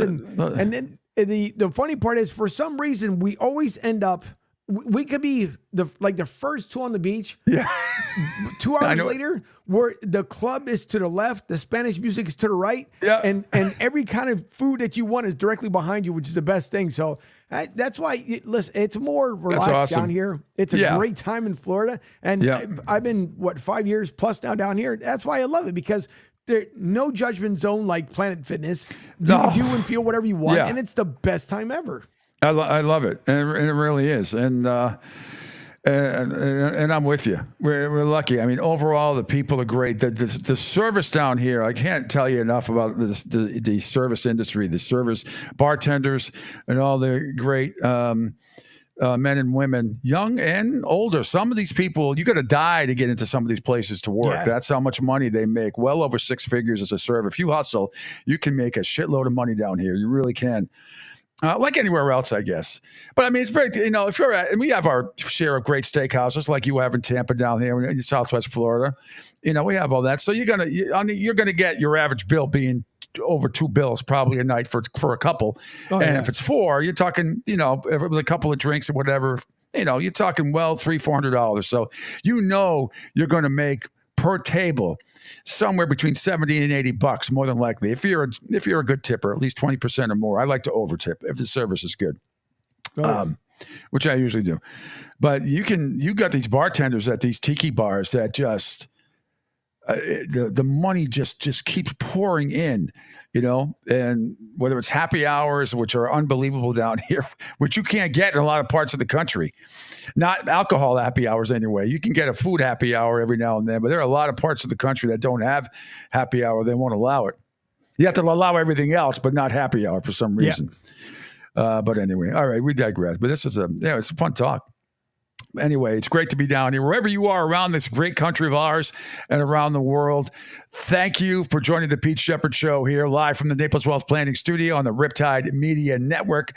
Text the show 727-858-6650, 727-858-6650. If you got a funny story about your Costco or Walmart or Target Target's not so bad. No, Target's it's not. Target's not so bad at all, but Because Target's become a Sam's status. Yeah, Sam's. And let us know. I like to read these. I like to read the funny stories on the air. All right, let's see if we get some baseball stuff in here from last night. Cubs and the Padres, top of the 5th inning. Cubbies take the lead. Gomes, then Happ, then Suzuki, 9-1 and 2. And that one drilled out towards left center field, going back. Merrill, back some more. Gone! Home run, Yan Gomes! His first of the year, and the Cubs are on the board. They lead it 1-0. On a blue in the stands, you hear them cheering for Yan Gomes as he circles the bases for the first time. He was sitting on that curveball from Musgrove and delivered a 410-foot blast. Thanks to the Marquee Network right there. That was the top of the 5th, 1-0. A little bit later on, Angel Christopher Morel did something he's never done before in his life. Haps at third, Suzuki at second, Bellinger at first. High fly ball, left field. Forget it, way out of here. Grand slam, Christopher Morel. And he'll trot around the bases, and the Cubs have opened up a 5-0 lead. Whoa. I think he went to Tatertown, Boog. Yeah, he did. 431 feet. Leave it in the zone. You're asking for trouble. He delivered trouble. Destination Tatertown, population 1. Thanks to Marquee Network right there. That's all the Cubs would need. San Diego did score a run, but Cubs win 5-1. The Atlanta Braves and the New York Mets went at it yesterday. Pete Alonso in the 8th inning. And Alonso hits one deep to left center field, headed back toward the wall. That ball is out of here. Pete Alonso gets the Mets back in the game with a 3-run homer. Alonso's 3rd home run of the year, and it cuts the Braves' lead in half. It's now 6-3. The Mets trying to come from behind again against the Atlanta bullpen, and Alonso with one big swing cuts the lead in half. Got the ball down in the strike zone, and that's where Pete likes it. Yeah, yes, he does. A tie that was in the top of the 8th inning, but Ronald Acuna Jr. was having none of it. And there goes Ronald Acuna right on cue, and he stole it easily, and he's going to get third pretty easily. The backup catcher, Narvaez, threw it into center field. I'll make it 0 for 19 right now. I didn't think they were going first pitch necessarily, but they were not going to wait around, and you see a pretty good jump here from Ronald. Hauser did not look slow to the plate at all. And Ronald delivers again. A single to left to start the bottom of the 3rd. After missing with that fastball that hit Ronald up and in, he goes with a little slider, kind of a get-me-over, looking for a first pitch strike, and Ronald's not going to let that one go by. Ronald breaks for second. He's got his 2nd stolen base tonight. He'll make it now 0 for 20 for the New York Mets this season and trying to throw out. Well, you got the picture. Ronald Acuna yesterday, 2 hits, 3 stolen bases. Braves win 6-5 over the Mets. Meanwhile, Milwaukee and Cincinnati, Christian Yelich. And now Yelich rips one to right again. Perkins scores. Contreras coming around. He'll score. Yelich on his way to second. It's a 2-run double for Christian Yelich. I'll make it hurt Christian Yelich with a rocket double to right field on a first pitch. Split finger, and he just drops the head on it. Top of the 5th, they made it 5-1 Milwaukee. They were going on to beat Cincinnati 9-5 thanks to Bally Sports there earlier. Thanks to Bally Sports South and SNY for those highlights. Meanwhile, your Philadelphia Phillies, Angel. Trouble. Trouble. Nolan Gorman. All they needed was this in the bottom of the 4th. Here's the 2-1 pitch. Launch towards center. Rojas going back as far as he can go. It's 1-0. A 419-foot shot to center field. Again with Gorman letting the ball travel, going the other way. 3rd homer of the season. Boy, that one looked good. And meanwhile, also in that game, JT Realmuto was forced to leave the game after a bouncing ball hit him in the neck and throat area in the 7th inning, Angel. Not sure. He's got a contusion, as we say in the biz, a contusion. So the bad loss. Meanwhile, Arizona and Colorado went at it. Corbin Carroll early. Wow. This one headed toward the left field wall. Corbin Carroll sends one out of here. And there's a leadoff home run. And the Diamondbacks strike first in Denver. Well, you just made him mad with that bad strike call in the first pitch. Well, Corbin had a couple of singles and a stolen base last night. Starting to make a little more noise lately. 93 right on the outside corner. Long stride that time by Corbin. Gets a lot of backspin on that drive down the left field line. How about that? Arizona won the game by a score of 3-2. Let's hit the American League. White Sox and the Cleveland Guardians. Bo Naylor. Oh, what a job by Bo Naylor. Yeah, that's a do-or-die play for a catcher. Yeah, I'm telling you what, that was a heck of a pick. Because Benintendi took 3 steps down the line. He saw that ball go to the backstop. How did he do that, man? That's like a goalie. It's like an infielder diving in the hole, right? I mean, he's on his knees, so he was lucky to even get that far out. That was in the top of the 6th with the game tied at 5. But earlier, it was Kevin Pillar putting the White Sox up big early. A rocket down the line, and it's a fair ball. 2 runs will score. Pillar digging into second. Safe. It is 5-0 Sox. Let's go. First 2 runs batted into the year for Kevin Pillar. He takes it right down the line. That's the second time this inning. Sox have taken it down the line, and now a 5 spot on the board on 5 hits. All right, White Sox go on to win 7-5. Toronto and Seattle had a good battle going in the bottom of the 3rd. Bo Bichette. Here comes pitch number 55 of the night. And he's launched to left. And this one is gone. Bo Bichette with his first of the season into the 2nd deck at left. And it is 3-0 for the Blue Jays. What a pretty swing. Very, very much under control. And Bo hit it a ton. 3rd inning last night, Blue Jays scored 3. They do the same thing here tonight. Yep, that put the Blue Jays up 3-0 to go on to win the game over Seattle 5-3. The Oakland A's playing better baseball lately. Man, oh man, oh man. Shea Langoliers does it again. It's hit out towards center field and far. Did it? It did! Shea Langoliers loves this ballpark. All tied up at 2 apiece. Langoliers 2, the Rangers 2. Thanks again to NBC Sports California, even though that sounds like nails on a chalkboard. Anyway, Shea Langoliers wasn't done, Angel. He swings at the first pitch. That is sent deep in the heart of Texas. Shea Langoliers, have yourself a game. A 3-homer game. The Oakland A's take the lead 4-3 against the Texas Rangers closer. Someone came to party. Now, if you're going to say that cliche, deep in the heart of Texas, at least sing it. Deep in the heart of Texas, like Frank Gifford used to do, or Don Meredith used to do. The Tampa Bay Rays and the Angels went at it last night as well. Early on, it was Mike Trout. A roaring start for Trout. Home run and a triple in the game yesterday. Runner going, and Trout with a long fly ball, left center field. Siri is back, he's out near the wall. It is gone! Mike Trout homers again, this time with a man on base, and the Angels have a 2-0 lead. Yeah, they did have a 2-0 lead, but the Tampa Bay Rays came back in the 7th. Oh, a high shot deep down the left side, down near the foul pole, and that baby is a fair ball and gone.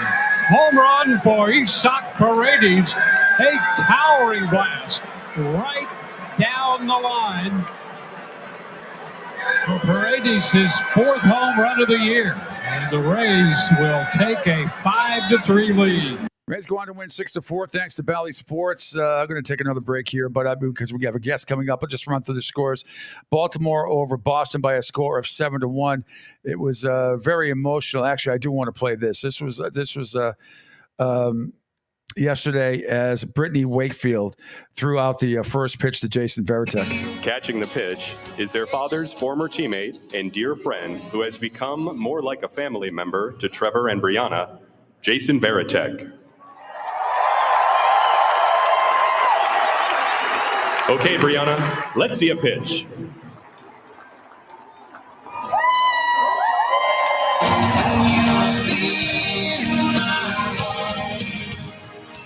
Yeah, pretty emotional day at Fenway yesterday as they honor the late great Tim Wakefield and also his wife Stacy and Brianna, their daughter, threw out the first pitch. That was pretty cool. But Red Sox though played like caca. They lost 7-1, and the other part of this was Trevor Story is out for the year with a shoulder injury that he hurt last week while stabbing a Mike Trout ball in the hole, but couldn't get up to throw it, and he was in pain right away. Kansas City beat Houston in 10 innings by a score of 4-3. Yankees over Miami 3-2. Detroit over Pittsburgh 5-3. And the Dodgers beat Minnesota by a score of 6-3. So there is your MLB rundown. Coming up next, Bill Sparrow is going to join me, senior betting analyst from bookies.com, Boston Herald columnist. You see him all over TV and various web pages as well. That's all part of the Pete Sheppard Show here as we do it live from the Naples Wealth Planning Studio on the Riptide Media Network. And we'll be back here in a minute, and as soon as I get this going, because I had to make sure I put other stuff out there. All right, we'll be right back, folks. Our country feels divided, but there's a place where people are coming together. I gotta tell you, I was nervous to talk to someone so different than me. Me too, but I'm glad we are.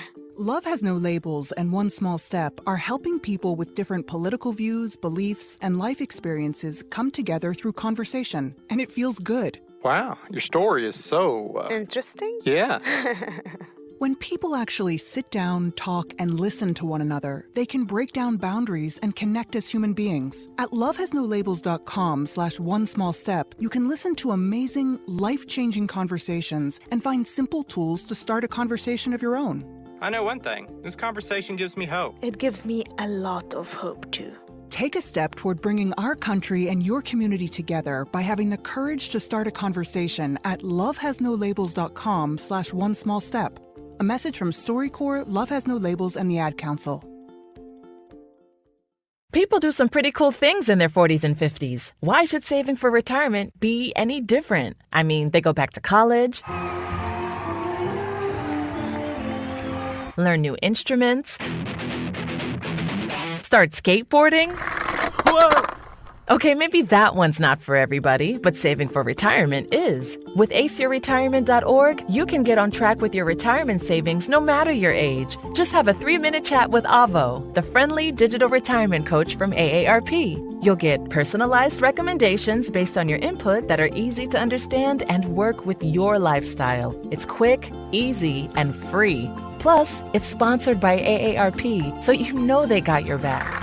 Woohoo! Gnarly move, Dad. Thanks, sweetie. So wherever you are in your retirement savings journey, head to aceyourretirement.org and start chatting with Avo today. That's aceyourretirement.org. A message from AARP and the Ad Council. Hey, Dad, your prescription will be ready in just a minute. Hey, Dad, your laundry will be ready in just a minute. Dad, your lunch will be ready in just a minute. Hey, honey, why don't you take a minute? When you help care for a loved one, you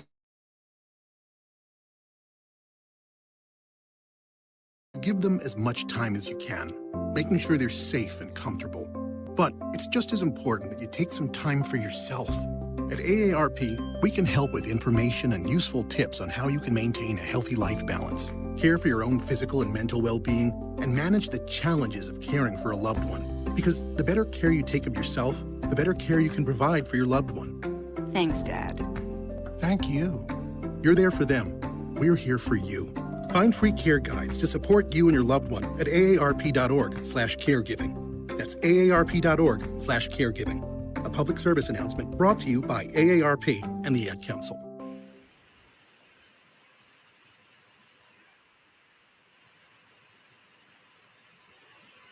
All right, back here on the Pete Sheppard Show here on the live from the Naples Wealth Planning Studio on the Riptide Media Network. Before we get to our first guest of the day, Bill Sparrow's breaking news, everybody.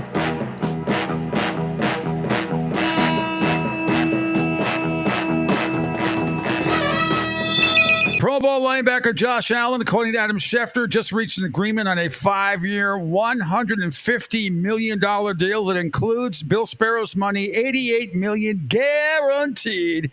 He had a Jaguars franchise record, 17 and a half sacks last season. So there is your breaking news. And with that being said, we welcome in Bill Sparrows joining me, senior betting analyst, as he usually does on Wednesday, although it's an hour later than normal, right from senior betting analyst at bookies.com and the Boston Herald. And just love having him on every week. Bill, good morning. Thanks for joining us here. How you doing?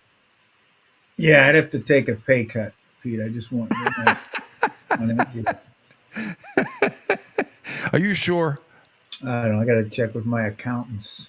Plural. How about Portnoy cashing in? I cashed in too. I had a $10 bet UConn winning the whole thing at plus 380. He had him at plus 360 winning the whole thing. I wagered $10. He wagered $660,000. Brought back $2.7 million. Not bad. Yeah. Well, he didn't hedge. I give him credit. He told me on Sunday he wasn't going to hedge. He stuck to his word. Congratulations.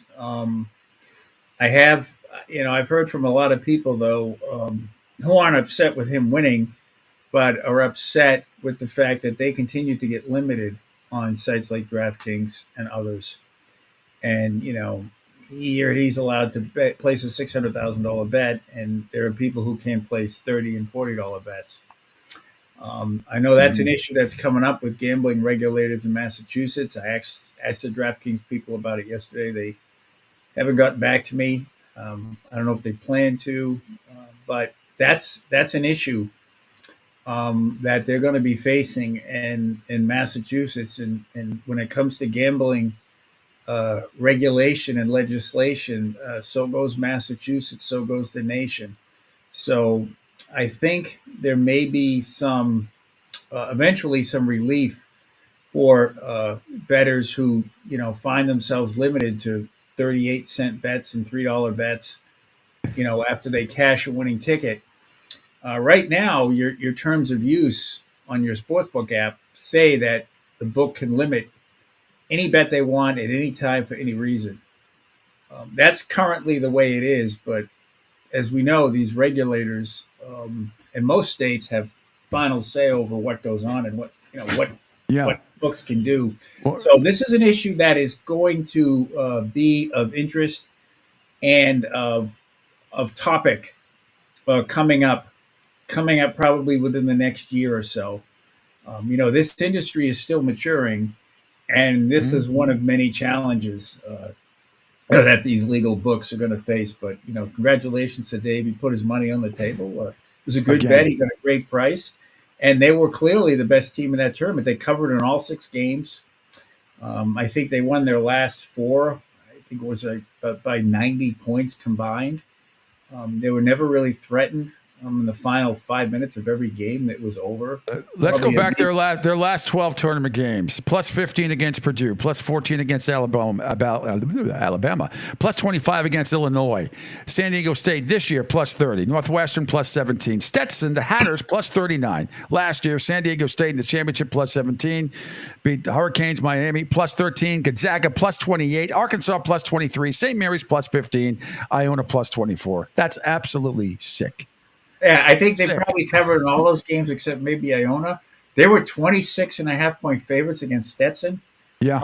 And I wasn't sure if they had it in them, that they might let up, but they didn't. And if you, at least my greatest takeaway from that game Monday was how well Danny Hurley had those players conditioned and had them game planned for Purdue.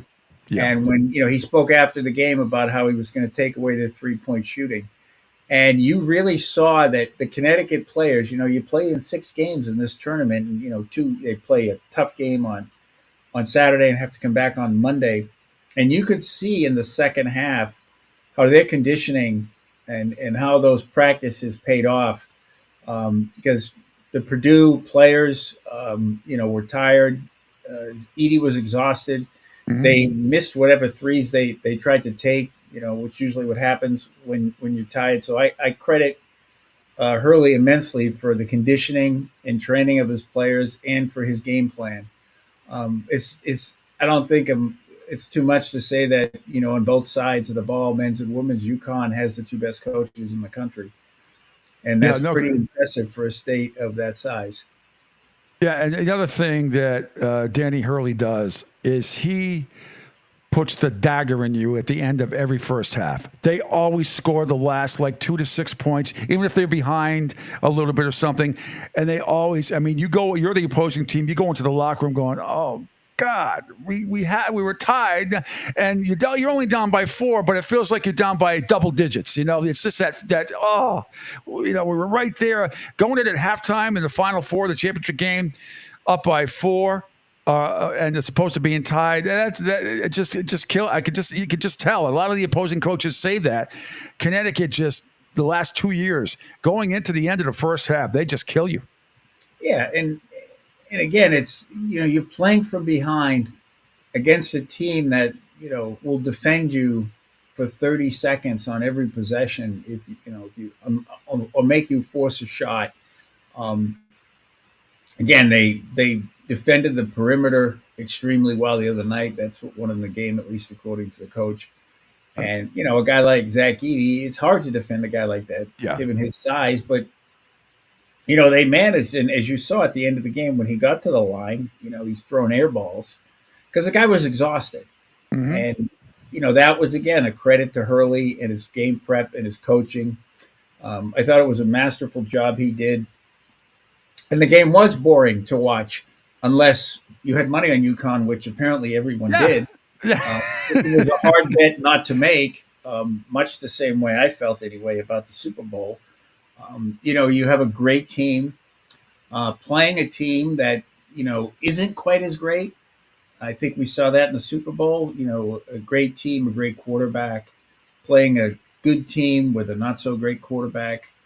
And in Purdue, I think you had a great player and a not so great team that found itself overwhelmed. Yeah, but Bill, I will respectfully disagree with that. I think it was any other year Purdue wins it. I just think they came up against a juggernaut. They were second in the country in scoring, all that stuff. They have the player of the year, the 2-time player of the year, and Zach Edey. I just think they came into a juggernaut. I don't think they would have lost to any other team. I really don't. Well, I think you could say the same thing about the 49ers. I think, but my point is they played a team that couldn't be beaten. Yep. And it didn't matter how good they were. It didn't matter how good the 49ers were. They had Brock Purdy. It didn't matter how good Purdue was because they only had one Zach Edey.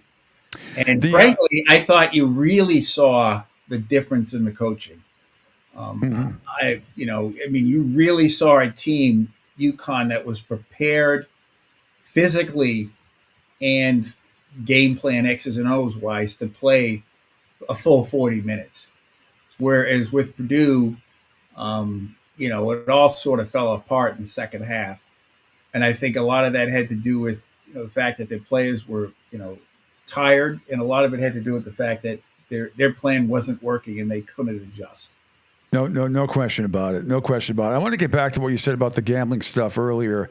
I'm looking at the Hard Rock app here in Florida, which I have a question to you about. But you're talking maximum bets. What's the maximum bet in Massachusetts, and what's the maximum bet in Florida right now?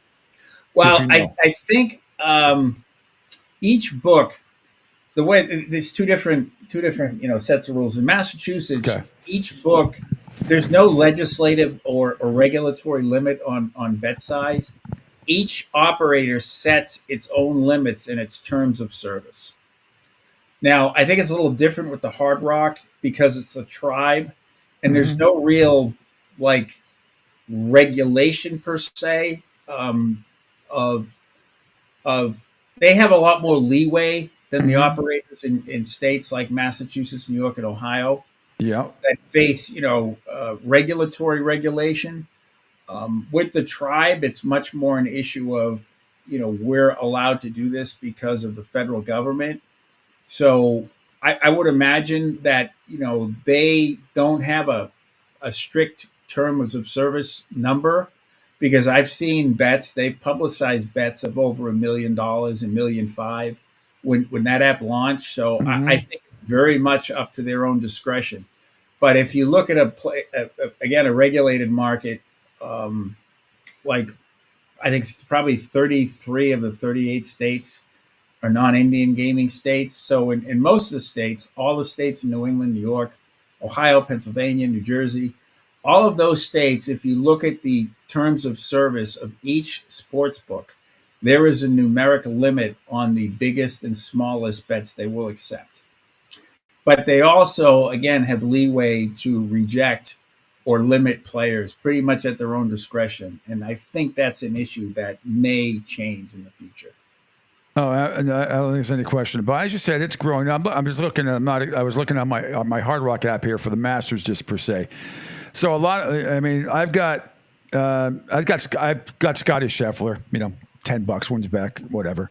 But they don't have it against the field, unfortunately. I think a lot of the other books would have Scotty Scheffler because he's absolutely on fire against the field.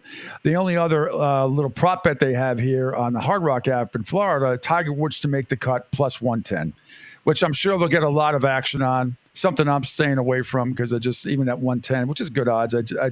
You just don't know with his health. But certainly Scotty Scheffler, that's as low at plus 375. That's Tiger-esque in his prime back in the day for the Masters. You don't see, because the next closest is Rory McIlroy at 900, John Rahm, which is good value at 1,000, Xander Schauffele at 1,300, Matsuyama at 1,600. But to go, plus 375, Bill, that's how well that Scotty Scheffler is playing right now.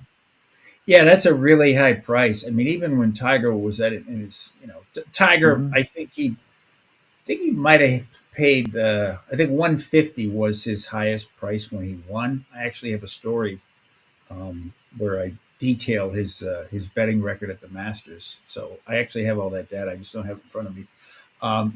He's you're getting a little better. You're getting a little better number at DraftKings, which I have up on my screen. He's 450. But yeah, he's still a prohibitive favorite. I think he's playing well. He seems well suited, but this is the Masters, and mm-hmm. it's so hard to look out before the first tee shot and give anybody that price. To be honest, that's just the way I feel. I worked for USA Today Golf Week for 3 years.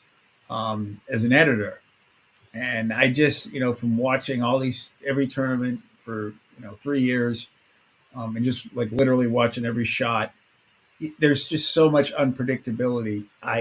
For someone, I would much rather look at a top 5 market, mm-hmm. And look at somebody like John Rahm or Xander Schauffele or even Rory, who's like. If you could bet on him finishing second or third versus the field. But Bill, real quick, look at this grouping at 10:42 tomorrow morning. Scotty Scheffler, Rory McIlroy, and Xander Schauffele. Those guys. Well, yeah, they might be. You might be able to follow them just that group the whole tournament. Yeah, that's a really good point. Yeah, that's an amazing group, really. Scheffler, McIlroy, and Schauffele, three of the top 5 favorites. That's amazing. Yeah, they're 1, 2, and 4 on DraftKings.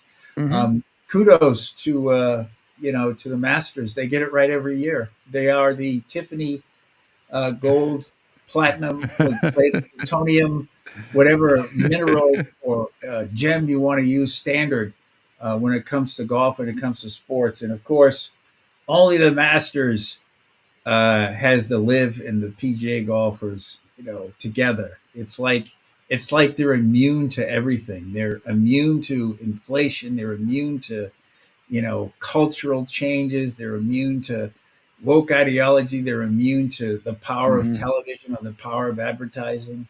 They could just stream their tournament and, sell it or stream it and get one sponsor for $1 billion and be fine with it. They negotiate their TV deal every year. It's amazing the staying power that tournament has across the board, not just among the golfers, but among everything. It is the last bastion of America. Capitalism. And I think Scott Van last holdout. I think Scott Van Pelt summed it up last night a little bit. He went on there. You know what the problem is, though, Bill? people are tired of this bickering between Live and the PGA Tour. They've just had it. It's not doing either side any good. And overall, I mean, if you're a Live golfer, what do you care? You're making, but Yes, some of those guys, exactly. I mean, they're making all that money. But I think the general public has had it. I mean, I watched a little bit of the golf Live the other day because that was more exciting to me than the Texas Open. I watched a little bit of it in between basketball and some baseball and stuff like that. But I'm tired of hearing one side bickering against the other. It's if they're not going to have this merger that they keep talking about, or they're all going to play nice, then stop talking about it. Whatever. It sucks. It's hurting the PGA Tour that all these guys are on the Live Tour, and they were supposed to come to some accord that they were going to be allowed to play in some other tournaments and all that stuff. But I don't know. It just seems I'm tired of the bickering about it, and I don't think most of the general public cares anymore. There's too much other stuff to do. There's too much other stuff to watch. Well, your buddy John Henry Kissinger, he went to Saudi Arabia, to broker the peace talks. Yep. And that is obviously where his concern is. Yesterday, they wheeled him out yesterday at Fenway. Kept him. Yeah. Ambulance. He stood there, and he was probably the only person in the ballpark not crying because they didn't program any tears into his program for the day. So he's focused on trying to save the golf universe. I think you have two issues at play there. One, you have the PIF, the Saudis. They got all the time and money in the world. PGA Tour, probably not so much. Yeah. So it's almost like if you were fighting someone who weighs like 30 or 40 pounds more than you, and they're just kind of leaning on you and just bodying you and leaning on you the whole time. And, I think that's sort of their strategy. They're in no rush. They're talking, they have a 2030 plan, a 2040 plan, a 2050 plan. So for them, they look at the horizon. Their horizon is 10, 20, 30 years. The PGA Tour probably can't look past like next week. So the PIF, the Saudis, they have that advantage. Whereas the PGA Tour, I think, every year that this goes on, the PGA Tour gets a little less and a little less. Tiger's 48. He's only playing in 4 tournaments now. Yep. And, next year, I mean, if he's fully healthy, he'll play in Genesis because it's his tournament, and he's going to do the 4 majors, and that's it. So Tiger Woods is not going to save the day for these people. And frankly, neither is Rory because, all due respect, Rory's not an American. So, they don't have the guy who's going to do what Tiger did because all the other good players are on the Live Tour. So the PGA Tour is up against it. And I think the Saudis realize that. I think your buddy John Henry Kissinger, Foster Dulles, saw an opportunity, to try to leverage his way into owning golf since he's given up on baseball. And we'll see what happens. I think at the end of the day, you're going to see like a AFL NFL merger where there will be live events. Yeah. PGA Tour events, and everybody will be free to play, and it'll be like the AFL and the NFL. That has to happen. I mean, think about this. We have one league for, we have one professional football league in the fall, and we have a spring league. Okay, that's fine. We have one major professional basketball league. We have one major professional baseball league. We have one major professional hockey league. But we have 2 professional golf leagues? I mean, that's not sustainable. No, it's not. It doesn't work. It's like the WHL, the NHL, as you said, the AFA. I mean, Gordie Howe and Derek Sanderson played in the WHL back in the day, and they were highly paid for $1 million back then. But eventually, it wasn't going to make it. It was not going. It just was not going to make it. But those guys got, they got a significant amount of money back then that the NHL couldn't come close to. At the time, which is why some of those guys made the jump to the WHL for a bit. But at the end of the day, the difference there is it wasn't sustainable. The WHL, the ABA, the AFL, they all, they all came to being with the end goal of becoming part of the NHL or the NBA or the NFL. The AFL started, the AFL knew it wasn't going to last. The ABA knew it wasn't going to last. The WHA, knew it wasn't going to last. Yeah. They were all built on paper and leverage. The Saudis have all the money in the universe. So it's really, in this case, it's the PGA Tour that is short on the most important things, which is time and money. But they have everything else. They have the cachet. They have the brand. Yeah. They have, and even if he's not playing every week, they still have Tiger Woods saying, this is golf and that isn't golf. And as long as they have that, that's worth more than all the money that the PIF has for now. But, and you have a guy like John Henry, when he is awake and ambulatory and engaged, is a very smart, yes, really, really great businessman who used to own a baseball team that he cared about. He probably doesn't even realize he still owns the Red Sox. When he was there yesterday, Linda probably said, wake up. We're going to the virtual reality show at the casino, and you're going to think you're at a baseball game. And then we're going to go on the yacht, and you're going to go on the yacht, and then I'm going to take 8 more trips around the world and put them on Instagram and buy 6 more newspapers. Do you know what the highlight of yesterday's game was? And then we're up against the bill of the break. I'm watching the game on this, and of course they're honoring the 2004 Red Sox yesterday, and Dave O'Brien. Everybody knows Dave O'Brien locally and nationally around the country, and Lou Merlone doing the game. So they're having a lot of the 2004, the 20-year anniversary, honoring that team, and a lot of guys coming in and out of the booth. So incredibly, Millar and Damon come in at the same time. I don't know if you were watching yesterday. And Millar, of course, quote unquote, their nickname for themselves, the idiots. Millar just all of a sudden blurts out, what's best about Johnny? He had the nicest ass on the team. Dave O'Brien felt very uncomfortable. And then he said it again at the end. And meanwhile, Trot Nixon's in the booth next door, texting away, busting chops and everything else. But that line about Damon was hilarious. and it made me think about the best. I liked it better than the pizza video. The video that's close though. That is a classic. Guy where the fan gropes his girlfriend and Remy and Orsillo. Yes. And at Orioles game, there's there you go. 23 seconds of silence.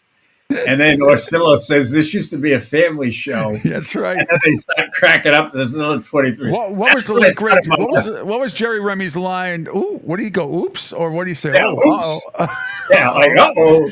And then he did nothing. Great stuff. Don Orsillo now doing a great job play-by-play for the San Diego Padres. And I thought, when I heard that line about David's ass, that was the first thing I thought about was that video. Still has a long hair, Johnny Damon. Hey, Bill, thanks so much. Always a pleasure. Bill Spiros, senior betting analyst at bookies.com, great columnist for the Boston Herald, and a whole lot of other venues. You see him on TV all over the place. So I really appreciate it, Bill. Have a great rest of your week, and we'll do this again next Wednesday. Okay, thanks, Pete. Thanks, Bill. All right. Angel Martinez, executive producer extraordinaire. We're going to take a quick break. And then John Meter-Perrell, who was at Fenway Park yesterday, we'll talk to him about his experience and what happened there as well. Very emotional day for a lot of people, even though the Red Sox made people very emotional with the way they played yesterday. We'll get his perspective. Give you the rundown. Josh Allen, again, breaking news, 5-year, $150 million deal with Jacksonville, includes $88 million guaranteed. We'll give you all the headlines, and then John Meter-Perrell coming up next on the Pete Sheppard Show, and live from the Naples Wealth Planning Studio on the Riptide Media Network. Country feels divided, but there's a place where people are coming together. I gotta tell you, I was nervous to talk to someone so different than me. Me too, but I'm glad we are. Love Has No Labels and One Small Step are helping people with different political views, beliefs, and life experiences come together through conversation, and it feels good. Wow, your story is so... interesting? Yeah. When people actually sit down, talk, and listen to one another, they can break down boundaries and connect as human beings. At lovehasnolabels.com/onesmallstep, you can listen to amazing, life-changing conversations and find simple tools to start a conversation of your own. I know one thing. This conversation gives me hope. It gives me a lot of hope, too. Take a step toward bringing our country and your community together by having the courage to start a conversation at lovehasnolabels.com/one small step. A message from StoryCorps, Love Has No Labels, and the Ad Council. People do some pretty cool things in their 40s and 50s. Why should saving for retirement be any different? I mean, they go back to college, learn new instruments, start skateboarding. Whoa! Okay, maybe that one's not for everybody, but saving for retirement is. With aceyourretirement.org, you can get on track with your retirement savings no matter your age. Just have a 3-minute chat with Avo, the friendly digital retirement coach from AARP. You'll get personalized recommendations based on your input that are easy to understand and work with your lifestyle. It's quick, easy, and free. Plus, it's sponsored by AARP, so you know they got your back. Gnarly move, Dad. Thanks, sweetie. So wherever you are in your retirement savings journey, head to aceyourretirement.org and start chatting with Avo today. That's aceyourretirement.org. A message from AARP and the Ad Council. Hey, Dad, your prescription will be ready in just a minute. Hey, Dad, your laundry will be ready in just a minute. Dad, your lunch will be ready in just a minute.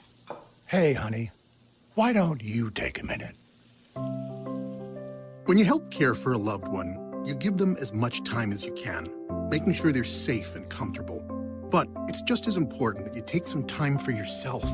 At AARP, we can help with information and useful tips on how you can maintain a healthy life balance, care for your own physical and mental well-being, and manage the challenges of caring for a loved one. Because the better care you take of yourself, the better care you can provide for your loved one. Thanks, Dad. Thank you. You're there for them. We're here for you. Find free care guides to support you and your loved one at aarp.org/caregiving. That's aarp.org/caregiving. A public service announcement brought to you by AARP and the Ad Council.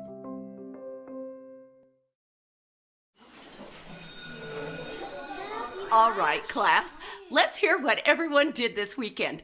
Jill? Well, I raised my older sister to a big oak tree. It was at least 100 years old. My mom said I must have set a record or something. And then we went down by a stream and perched up on this huge rock and saw all of these little minnows swimming around way below us. And then I rescued my little brother from an evil slug king who was guarding him at the bush fortress. And my sister and I brought him back to our super twig fort for safety. And then we all laid out and told stories until it got dark. And the Big Dipper led us all the way home. Wow. Awesome. Where were you, Jill? Yeah. We went to the forest. It's not that far away. Anyone want to come this weekend? Ask your parents to take you and your friends to the forest this week and find the fun, adventurous you. It's closer than you think. Check out discovertheforest.org. Brought to you by the U.S. Forest Service and the Ad Council.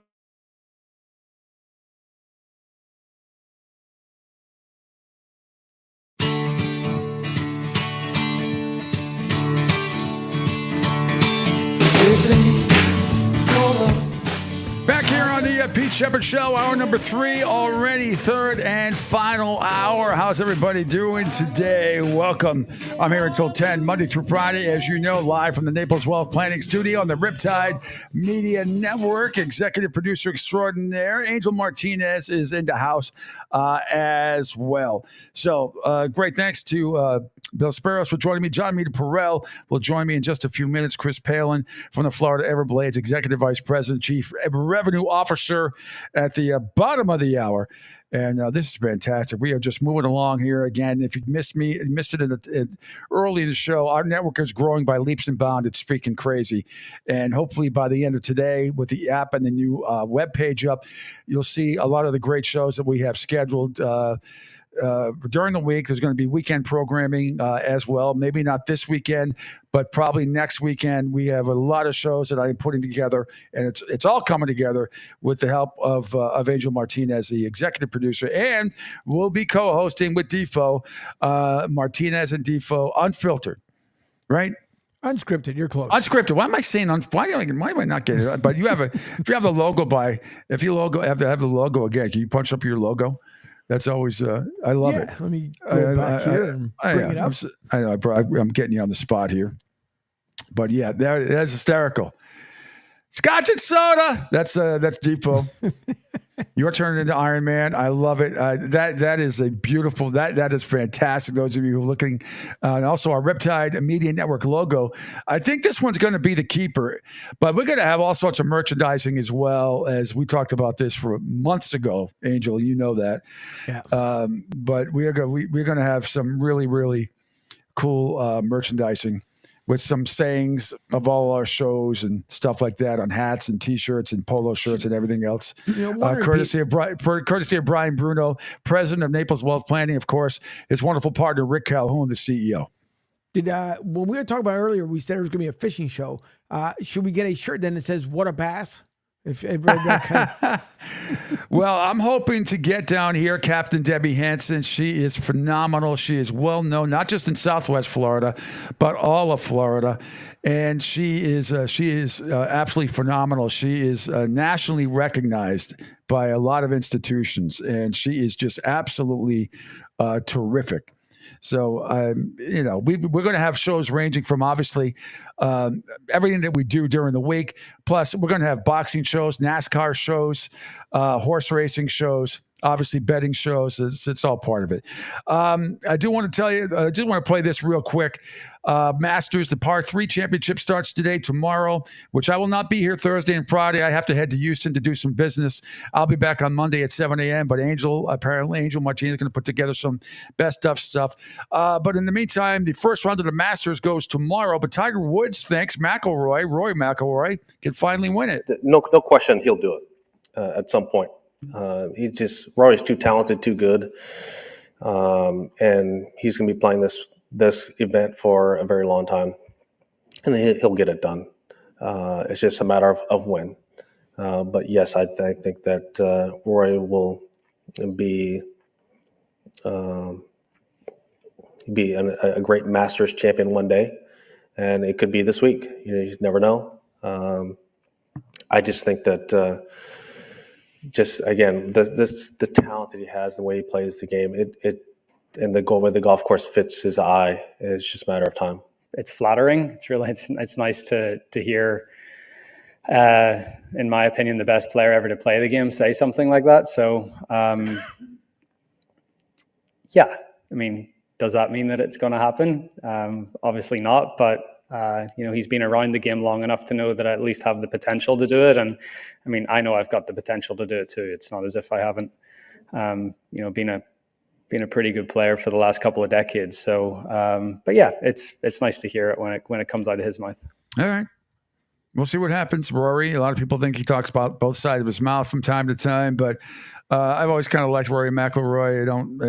The only golfer I really don't care for, and he's a popular guy amongst others, is Phil Mickelson. It's just, I think he's a great talent, obviously, and but there's something about him that just has always rubbed me the wrong way. Now, you're talking about an unbelievable tee time. And the pairings tomorrow, the tee times. At 10:42 tomorrow is the one I'll be paying attention to. Scotty Scheffler, Rory McIlroy, Xander Schauffele, although I'll be on a plane. But that's what I will be watching. And speaking of watching, I'm watching him closely right now on video for the first time in a while since he ran up a $1,050 water bill at my house a couple of years ago.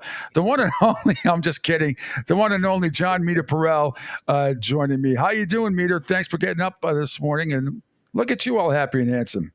Oh, yeah. Very happy, Pete. A little hungover from that Red Sox loss yesterday. Hang on a second. You don't get hungover. I told you, you can barely get through 2 beers.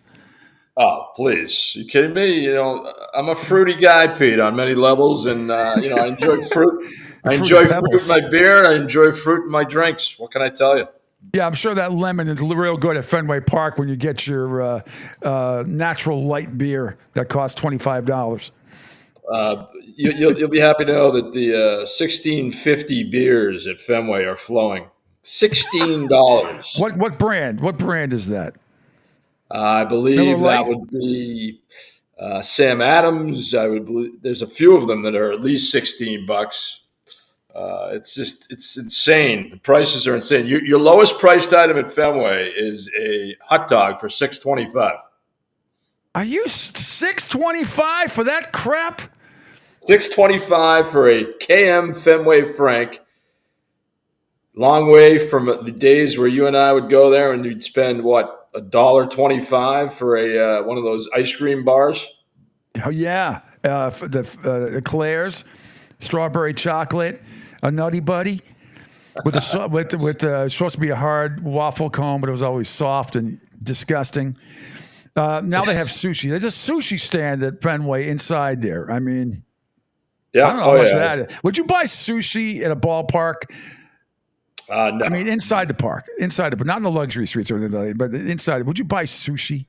No chance. I mean, no chance. Absolutely. I barely buy. I have trepidation buying a hot dog. I know. Is that like buying sushi at a gas station? But that can be good sometimes. You get those hidden gems. There's something in I a don't know ballpark. about gas stations. I don't know about Angel. I don't know about gas station sushi. That's that's definitely on my no-fly list. Are you a sushi guy? Is your lovely lady a sushi guy? Yes, she's a very huge sushi person. I am not. I will go with an avocado roll once in a while. Yeah, a little California maybe a roll, cucumber maybe. Roll. Yes. Yeah. Okay, I got you. All right, well, talk to me. You had a nice picture of you and your lovely lady friend, and sitting at Fenway yesterday. And before we get into the game, which was atrocious, we don't even have to get into the game because that was bad news Bears-esque from the third inning on with those 3 errors basically in about 30 seconds, it seemed, and the game was over.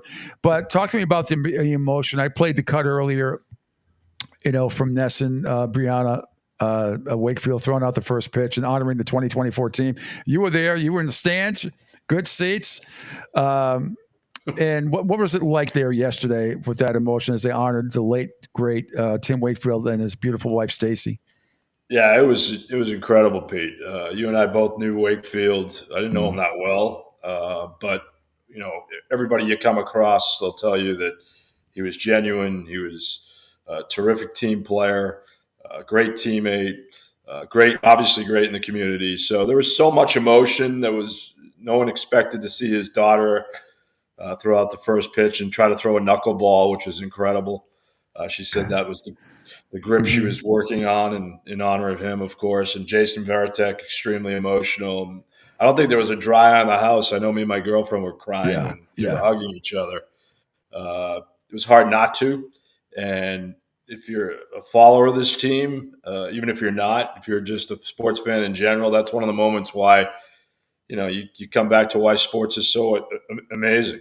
And the community aspect of it, there were 36,000 people there and they were all on Team Wakefield. So it was something I'll never forget. Yeah, nor will I. And it was fun to see. Watching the whole thing on Nesson. Oh, by the way, Bill Sparrows from the Boston Herald, my previous guest, said to say hello to you, by the way. Hello to the OBF. Yes. Now, I wanted to ask you about so then I was talking to Bill about this until it's but the funniest part, which you probably didn't hear this yesterday because you were in the stands. So obviously they're honoring the 2024 team, 2004 team. 20-year anniversary of the World Championship, famous come from behind win against the Yankees and then sweeping the Cardinals and all that stuff. And they had different players, as you know, Meter. You've been up there. You've done these games in the booth and all that stuff. So they had, two of the idiots, their term, Kevin Millar and Johnny Damon. Did you hear what happened? I did not. What happened? One time, at one point, actually did it twice. And of course, Dave O'Brien and Lou Merloni up there. Dave's a little more straight-laced than Don Orsillo used to be. Don probably would have hit the deck laughing, and so would Jerry Remy. But what is that? A cat? That's my here. Come here. Look at this thing. That's Harry. Harry? That's the mascot of the Mita Perel family. That's Harry the cat. I'm just wild about him. Well documented. I'm a cat person. Okay, that's fine. Being Keith Hernandez. I love Keith Hernandez, as they said in Seinfeld. But no, so Millar blurts out, hey, one important thing to know about is that Johnny Damon had the nicest ass on the team. And Dave O'Brien didn't know what to just, I think Arcilla would have played along with him more, but, Dave's a little more straight-laced and stuff. And of course, Lou cracked up. And then they said it again right when they're going out. He's like, yeah, don't forget, Johnny had the best ass on the team right before they went to commercial. That's a home run. That's like a 80-mile-per-hour fastball for me. I would have hit that right down to the park. Absolutely. Your response would have been, what about me? Exactly. Yeah. Well, I wasn't on the team, but you were a broadcaster from time to time on radio. Yes. Did you ever do a game on Net? Did you do a game on Nesson back in the day? I can't remember. I did a couple games on WE.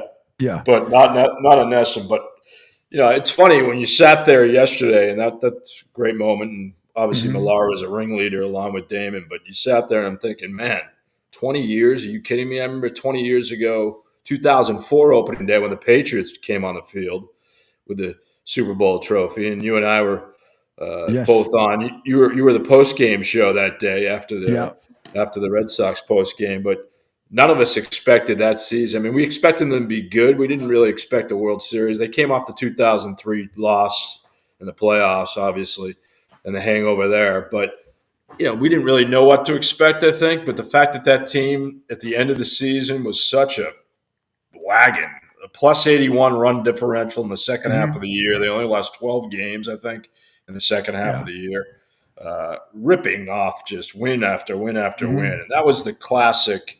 That team just mobilized and just rallied around everything they could get their hands on, starting with a Veritek A-Rod fight. Yeah, but people think that galvanized the team. But if you go back and look, it wasn't like the Red Sox won 9 out of 10 after that. I think they were 5-5 or 6-6 the next 12. But certainly people remember that, and people still kid Jason for not ripping the mask off. But I mean, even the spur of the moment, I never thought that was a big deal. But that was the trading of Nomar Garciaparra. Remember Jeter diving into the stands before the All-Star break and making great plays, and Nomar being the narcissist that he was, and I won't say, you might not want me to tell the story, but it's somebody who works at Nesson who's still there. Did you ever hear about the jacket story? You must know this. I think I did. Pre-game show, this pre-game host was sitting in the dugout interviewing somebody, happened to be sitting next to Nomar Garciaparra's jacket. Nomar comes storming in. This is like an hour before the game, hour and a half before the game, storming into the dugout, screaming and yelling about how, don't touch my jacket. This person was like, who's the nicest guy in the world. You know what I'm talking about. He's like, get out of my face. I'm doing an interview. I don't know whose jacket this is. But the guy, that's the way he made a scene. And I've said it all the time. And he was a very good / great player. Nomar was in his day, but he would have wanted to play in front of nobody. Heard him say that many times off the record. He'd rather play in front of nobody. He used to have a red line in front of his locker. Remember that? Oh yeah. Just to keep you little minions away. I mean, he was unbelievable. And then I'll never forget. I was in the club one night with my boys from the North End one night in a little area, and it was great. David Wells came in, and my friend. I love how you say a little area, Angel. That's code for a wise guy area. No, well, that's what I'm hearing. Well, we knew the general manager and a lot of the bond and everything. I was at Whiskey Park and down, near not far from Fenway. Everybody knows where Whiskey Park. Great Just stuff. Tell him you know Sheppard. No, anyway, we're sitting there. David Wells came in. He was hysterical. He came and sat with us for a second. And my friend Big Lou at the time, who's lost a lot of weight, but looked just like him, because people were coming up to Big Lou, Big Luigi, and saying, that's. They thought it was David Wells. David goes, just go with it. Just go with it. Do what you got to do. Then Nomar comes in with Mia Hamm. Of course, yep. Some girl screams across, hey, Nomar, and just like very friendly, stupid, thick message. He goes, hey, and he screams this across the club. Hey, my name's not Nomar. My name's Nomar.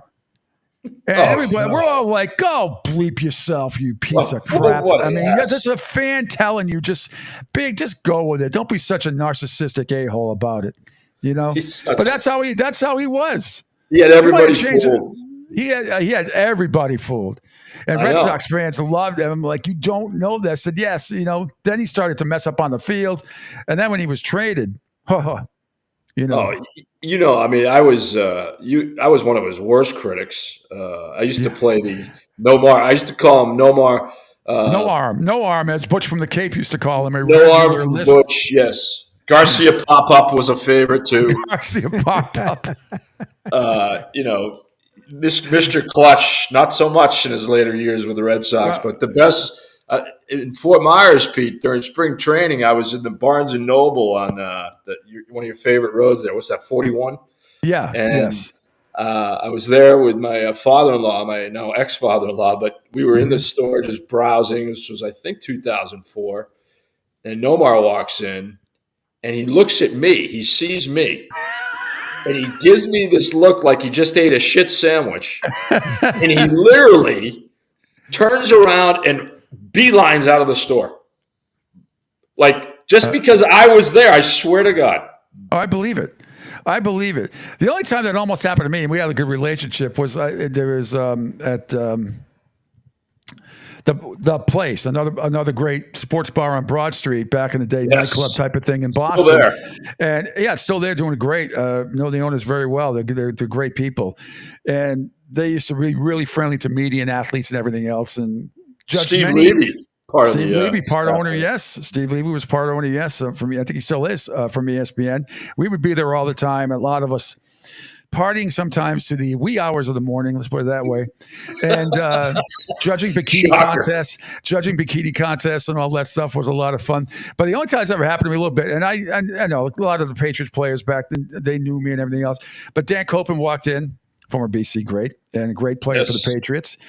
And he sees me on the other side, and he looks at me, and I look at him. I just give him a friendly wave and everything else. Then he's like, "Come here a second." He goes, "You're not going to talk about this song." I said, "Dan," I don't rat on. I said, he wasn't doing anything. He was with a buddy, not even he was with a buddy, not even a Patriot player. He was with somebody, just having a beer and just mind his own business. You know, Dan. Dan was a quiet guy. He didn't say boo. Great guy. Most of the time. And I was like, "Dan, you never have to worry about that." I said, "You could do backflips off this bar right now." I said, "I'm not going to talk about it." I said, "You know me. I'm not that way." He's like, "Okay, I just didn't know." I go, "You're not doing," I said, "First of all, you're not doing anything."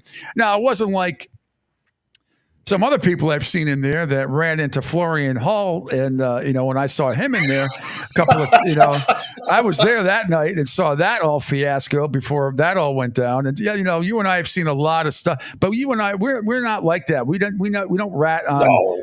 No. Like with that thing with Nomar, that happened in when I was still at EI, and I could have gone in the air and ripped the shit out of him, and I didn't do it because I don't want to be that guy. I'm like, God, but it was another red alert check mark. I go, this guy is not long, for this city. It's just that he's not going to embrace it. The best line was from Theo when he traded him. He said, "We had a fatal flaw on defense, and that started at shortstop." Yeah. And his defense was horrendous. It wasn't. Then Cabrera came in and did a great job.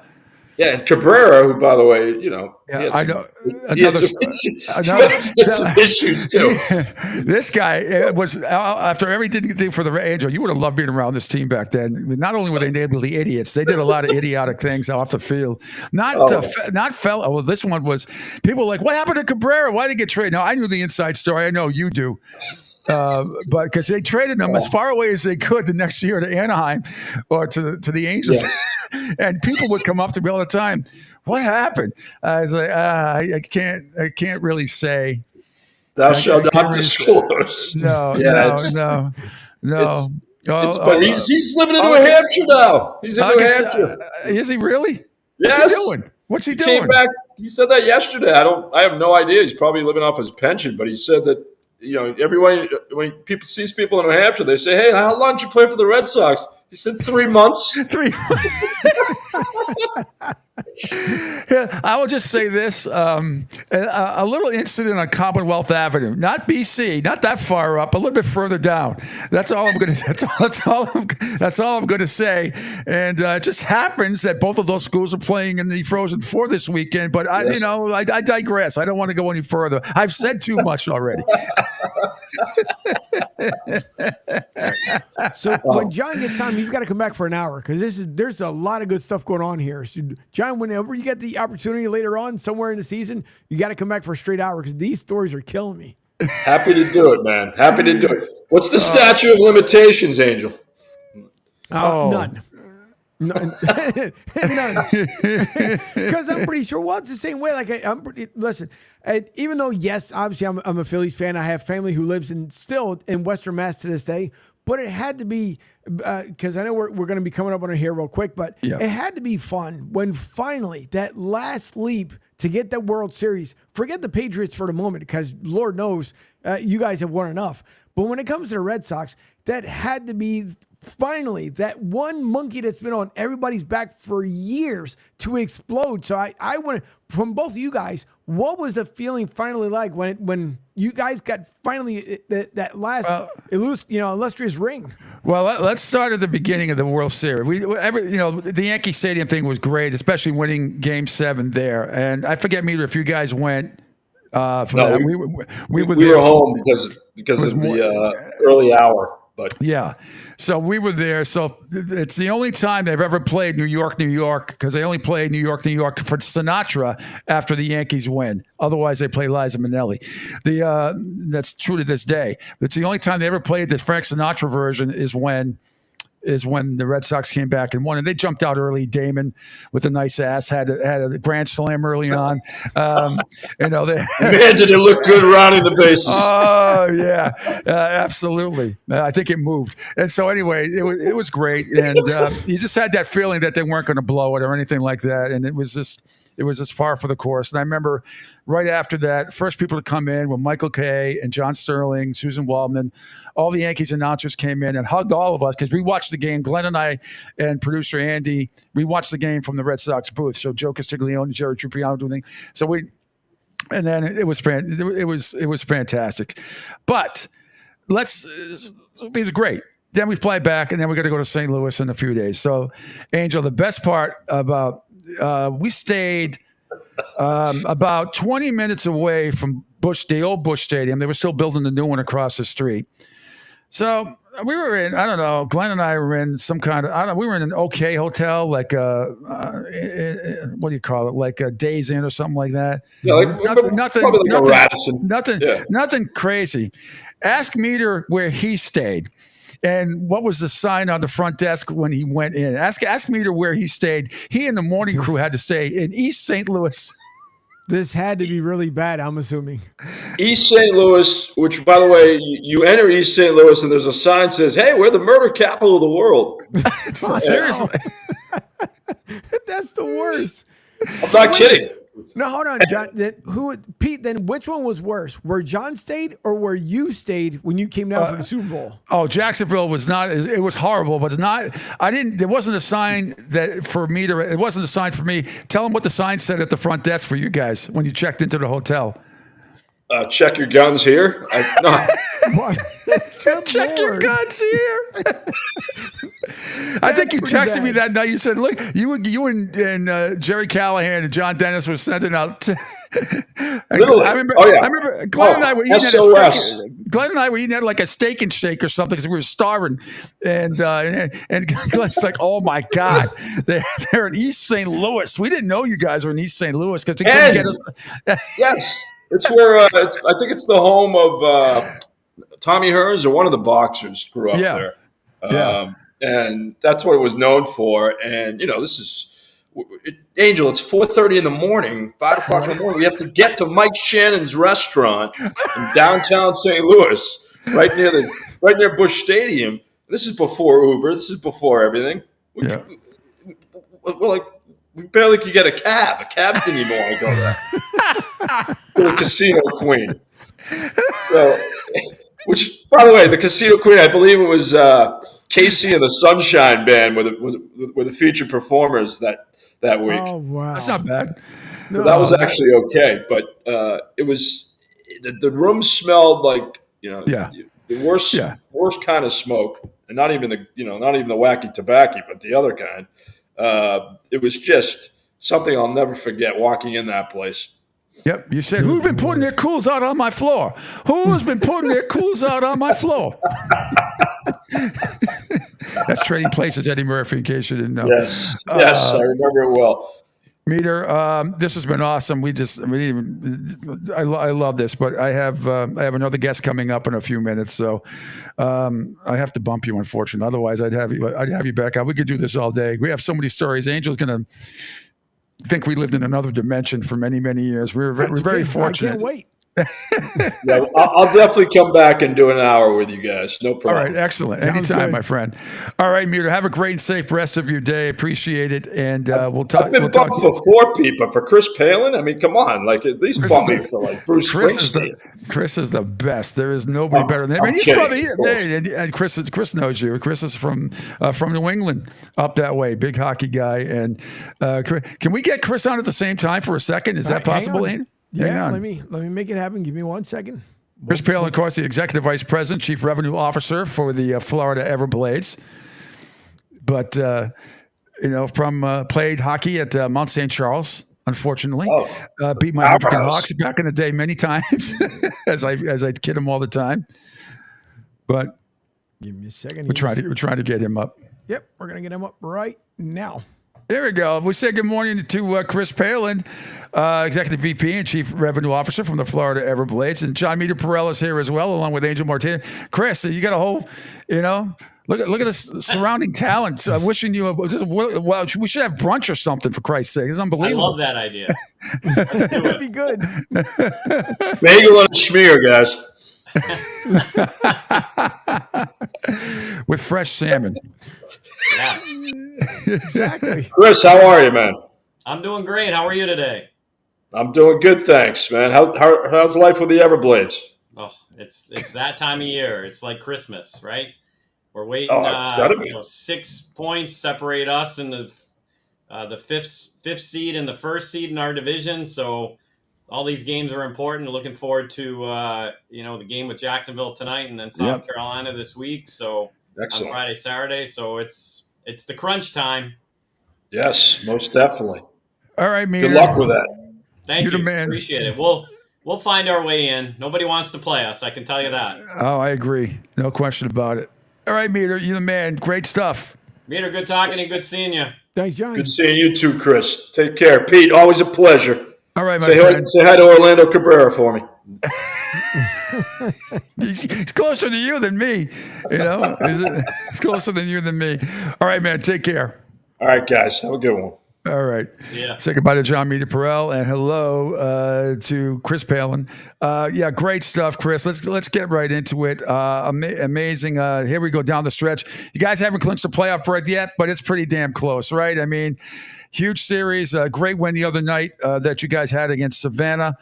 Finally got the power play going. After, I think, 0 for 8 performance the previous couple of games.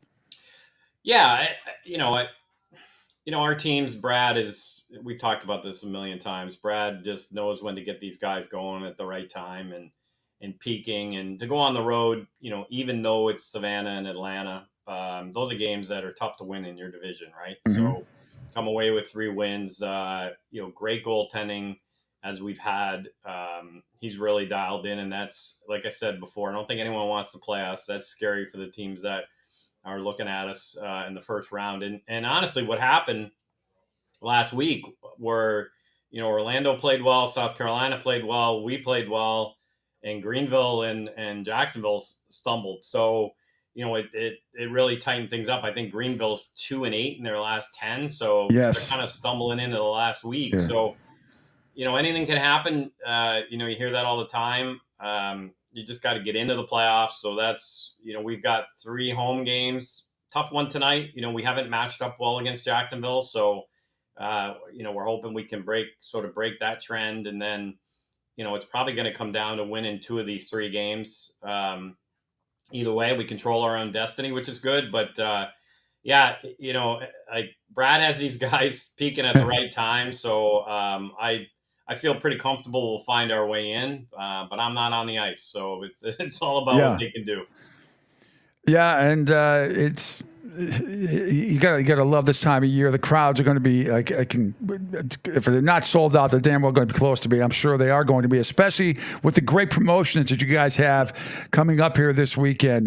So tell everybody about that, including the Pink in the Rink night, which is going to be really unbelievable. You got auctions, you get all sorts of fun family stuff coming up, as you usually do, for this wonderful organization. Yeah, thanks so much, Pete. I've said this before. We work really hard at taking our promotions to the next level with a pretty in-depth staff of 7 or 8 that we meet once a week and go through that, and then put our plans in place, and again, take it to the next level. So this week's a big one, on and off the ice. Tonight's our last Wednesday game, our $3 beers and hot dogs. So that promotion will run. We'll run that if we make the playoffs, knock on wood. We'll run that in the first round as well for any Wednesday games. And then Friday will be our Joe Pendenza and Kelly Cup bobblehead giveaway. So we always have that at the end of the year. They look great. They look just like Joe. So the first 1,000 through the gate will get one of those, courtesy of Waste Pro. And Friday's always our 239 night, where you get a food package and tickets for discounted rates. So that's floridaeverblades.com/239. And you can pick that up. And then, like you mentioned, Pink in the Rink is one of our favorites. We always do our specialty jerseys and auction those off for a local charity. That will be Cancer Alliance. They help and support families who suffer from cancer in the family locally. So it's big for us. That's sponsored by Radiology Regional, my wife's company. So it's a they've been a big partner of that for quite a few years. So that's a big one for us. We'll be giving away 1,000 pink duffel bags, drawstring bags when people enter on Saturday. It's our fan appreciation weekend, so we're giving away a bunch of prizes as well. And, with our exclusive jeweler, Duncan's Diamonds, we're giving away a $4,500 tennis bracelet to people that have qualified during the year. So there's a lot of stuff going on, and it feels a little weird because, we're fighting for a playoff spot and we're doing a lot of crazy stuff, but that's part of the game. So I think we were kind of in this position last year because we ended up finishing 4th in our division. So I'm sure we were fighting for a playoff spot down the stretch as well. But as you noted, tickets are limited for Saturday. We're not sold out yet. There are seats still available, but they're going fast. Friday, there's more availability, but a good crowd and plenty of seats left for tonight. I think we're somewhere around 5,800. So, there's a good 1,200 tickets left for tonight, and get out and see this game. Jacksonville is a formidable opponent. I mean, They've been tough on us this year, and, we're hoping to, we've kind of, had their number in the playoffs. So we're hoping we can, steal this one tonight. And then if we find our way in the playoffs, gain some momentum to play them in that round.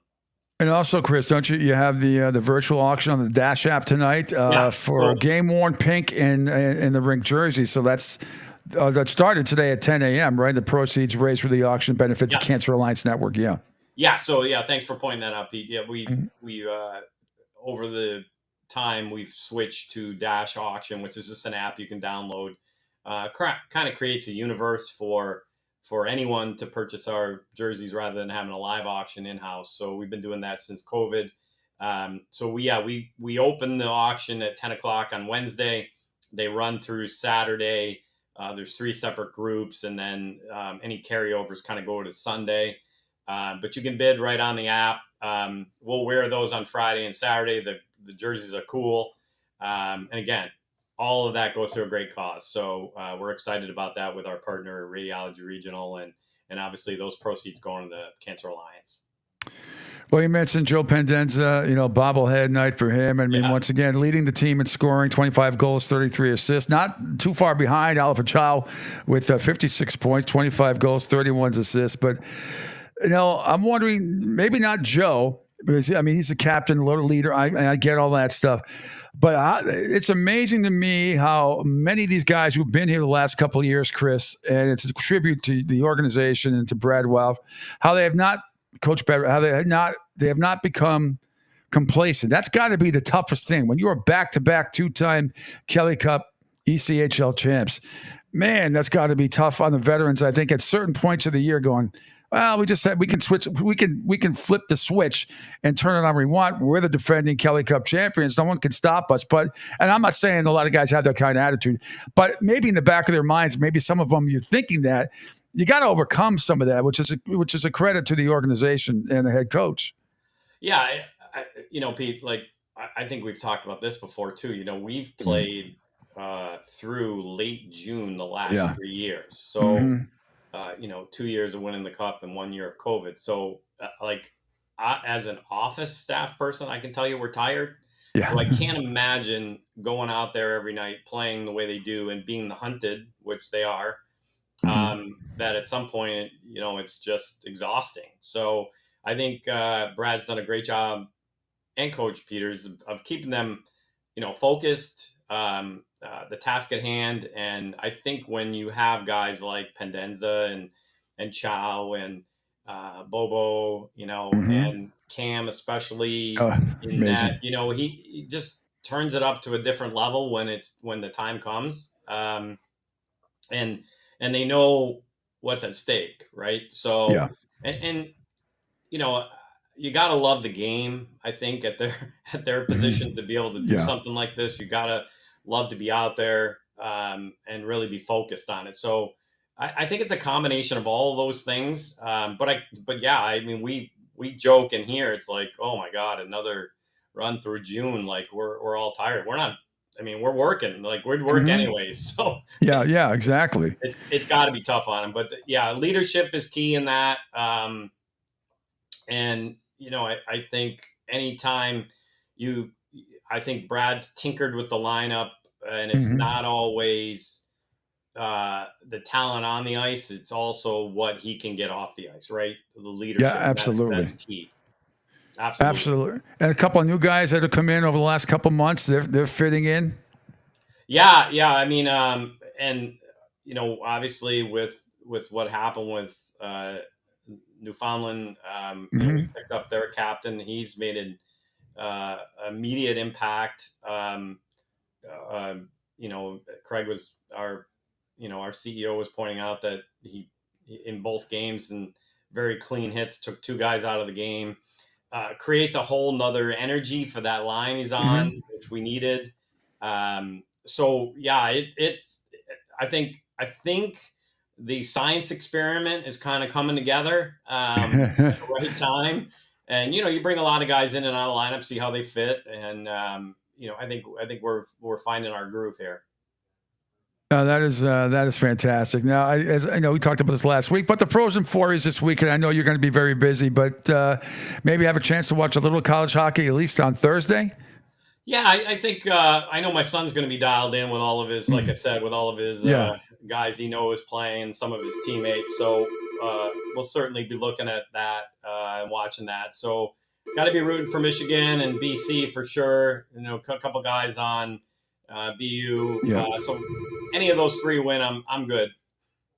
Sounds awesome. Well, Chris, thanks so much for joining me as usual. Love the conversation. Good luck tonight and good luck this weekend. Good luck tonight with Jacksonville, and then good luck this weekend as well with the South Carolina Stingrays and all the great promotions that you do. You guys keep up the great work, and we'll be. I know I'm going to say I don't care. We'll be talking playoff opponents next Wednesday with somebody from your organization. Yes, absolutely. Well, thanks, Pete. Always great talking to you. Really appreciate the time, and looking forward to this going on for weeks to come here. Absolutely, can't wait. I know it's tiring, but we'll get through it together. Yeah, it's why we do this, right? And that's what we end up with. That's right. That's why we're here to make the run. So absolutely. We're looking forward to it. All right, Chris, thanks so much. We'll talk to you again soon, maybe next week. I'm certainly in the very near future. So that's Chris Palin right here joining me, Executive Vice President and Chief Revenue Officer for the great Florida Everblades, two-time defending Kelly Cup ECHL champions. Angel, I was going to take a quick break here and then come back and wrap up the show since we missed one at the bottom of the hour, if that's okay with you. Sure. So it is the Pete Sheppard Show, live from the Naples Wealth Planning Studio here on the Riptide Media Network. All right. I got to switch things up. That's okay. Oh, yeah, sorry that's about all right. Listen, I talk about myself, so it's okay. I'll bring it up here shortly. No worries. All right. We will be definitely right back. Kids presents What to Expect When You're Expecting. A teenager. Learning the lingo. Today I'm going to help parents translate teen slang. Now, when a teen says something is on fleek, it's exactly like saying, that's rad. It simply means that something is awesome or cool. Another one is totes. It's exactly like saying, totally, just shorter. As in, I totes love going to the mall with Becca. Another word you might hear is jelly. Jelly is a shorter, better way to say jealous. As in, Chloe, I am like so jelly of your unicorn phone case. You don't have to speak teen to be a perfect parent. Thousands of teens in foster care will think you're, rad, just the same. To learn more, visit adoptuskids.org. A public service announcement brought to you by the U.S. Department of Health and Human Services, Adopt U.S. Kids, and the Ad Council. This is the story of a very special woman. In a matter of seconds, she turned herself into a great mathematician or an entrepreneur. Her knowledge was limitless and still is. She could also make monsters disappear, especially those that lurked in the shadows under the bed. Once, this woman put back together a teenage girl's broken heart, which had been shattered in 1,000 pieces, just by giving her a bear hug. She masqueraded as a regular person at work, but as a superhero at home. Everyone knows her as Gabriella. I still call her Mom. Your hero needs you now, and AARP is here to help. Find the care guides you need to help, complete with tips and resources at aarp.org/caregiving. A public service announcement brought to you by AARP and the Ad Council. Adopt U.S. Kids presents What to Expect When You're Expecting. A teenager. Learning the lingo. Today I'm going to help parents translate teen slang. Now, when a teen says something is on fleek, it's exactly like saying, that's rad. It simply means that something is awesome or cool. Another one is totes. It's exactly like saying, totally, just shorter. As in, I totes love going to the mall with Becca. Another word you might hear is jelly. Jelly is a shorter, better way to say jealous. As in, Chloe, I am like so jelly of your unicorn phone case. You don't have to speak teen to be a perfect parent. Thousands of teens in foster care will think you're, rad, just the same. To learn more, visit adoptuskids.org. A public service announcement brought to you by the U.S. Department of Health and Human Services, Adopt U.S. Kids, and the Ad Council. This is the story of a very special woman. In a matter of seconds, she turned herself into a great mathematician or an entrepreneur. Her knowledge was limitless and still is. She could also make monsters disappear, especially those that lurked in the shadows under the bed. Once, this woman put back together a teenage girl's broken heart, which had been shattered in 1,000 pieces, just by giving her a bear hug. She masqueraded as a regular person at work, but as a superhero at home. Everyone knows her as Gabriella. I still call her Mom. Your hero needs you now, and AARP is here to help. Go ahead. Fire it up. No. That's okay. We're good. Jump started the gun, but that's okay. We're good. My bad. I don't know why. I thought you said, and I'm looking at I thought you said come back now. My bad. Anyway, it's all right. It is the end of the Pete Sheppard Show. We've got a couple of minutes here. Are you going to do it? Angel Martinez is doing it big time as executive producer here on the Riptide Media Network. Pete Sheppard Show here until 10 a.m. I will be off tomorrow and Friday. I'm off to Houston, do a little business, and it's all for the network, so we'll see.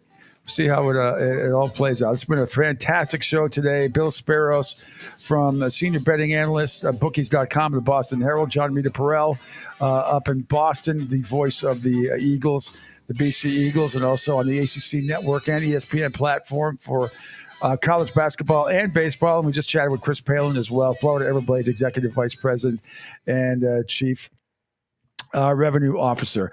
Told you earlier today, the big story in the NFL, breaking news, is that Pro Bowl linebacker Josh Allen reached agreement on a 5-year, $150 million contract, includes $88 million guaranteed. And our good friend Mia O'Brien, who couldn't join us today because she's tied up, but she had this before Adam did. Not that she reported. She said that she said to us last week that this was going to happen, and it absolutely did. It just took a little while longer than she thought, but she really nailed it.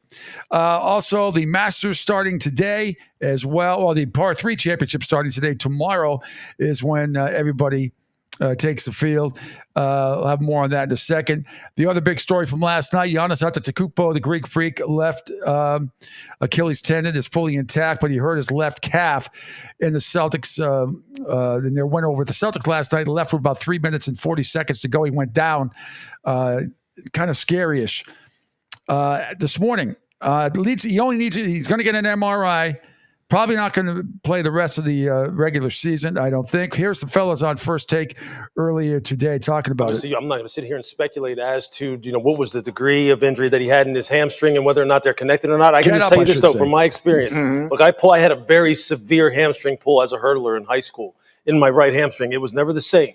Okay, and I consistently had issues with my right calf and my right Achilles my entire NFL career. I used to constantly have to have treatment on that and take different, kinds of stuff to help calm down the inflammation in my right Achilles, because my right Achilles was, quite honestly, it was like twice the size of the other one, and I was constantly worried about that. So once it starts to go from the top down, you start thinking about that kind of thing all the time. And I saw that. I saw when that happened, and I saw him walking out of the arena afterwards. Yeah. He was walking out with his kids, and I was sitting there going, man, that stuff all seems interconnected for sure. You just hope that he's able to get back quickly. So if you go to Woj's tweet, and he posted it on Instagram as well, the comments, again, I'm making no statement except that if you read the comments, every one of them is KD in the 2019 finals, KD in the 2019 finals, KD in the 2019 finals. He had a calf strain in the 2019 finals. People were saying he shouldn't come back and play. He did because he wanted to tough it out. And then boom, we all saw what happened 18 months later. He wasn't back on the court. So that I'm not suggesting that's what's going on here. I'm just saying that's the first thing that jumps to everyone's mind. Yeah, of course. Like you aren't suggesting it could happen, but what you have to look at is the possibility of further injury. But more importantly, even if nothing more happens to him, this Bucks team, which has already been on the struggle bus the last couple of weeks, they already were under 500 under Doc Rivers. They did get this win against a Celtics team that's already got everything wrapped up. But still, for a Bucks team that had championship aspirations this season with a huge trade, bringing in Damian Lillard and not playing up to par, especially in the second half of the season, now you're going into a postseason that begins in a week with Giannis Antetokounmpo, your most important player, physically compromised. Yeah, it's big. And Alan Hahn there, Louis Riddick. And the point is, and this happens all the time in sports, Angel, and the problem is with Giannis that you have to be concerned about is that it's the same Achilles, it's the same leg, the calf and the Achilles. So many times in sports we talk about you compensate for one injury and all of a sudden another injury happens. And usually it's on another part of the body. And I'll just use a pitching example. There's a lot of times where a pitcher will have a sore shoulder, sore elbow, something like that.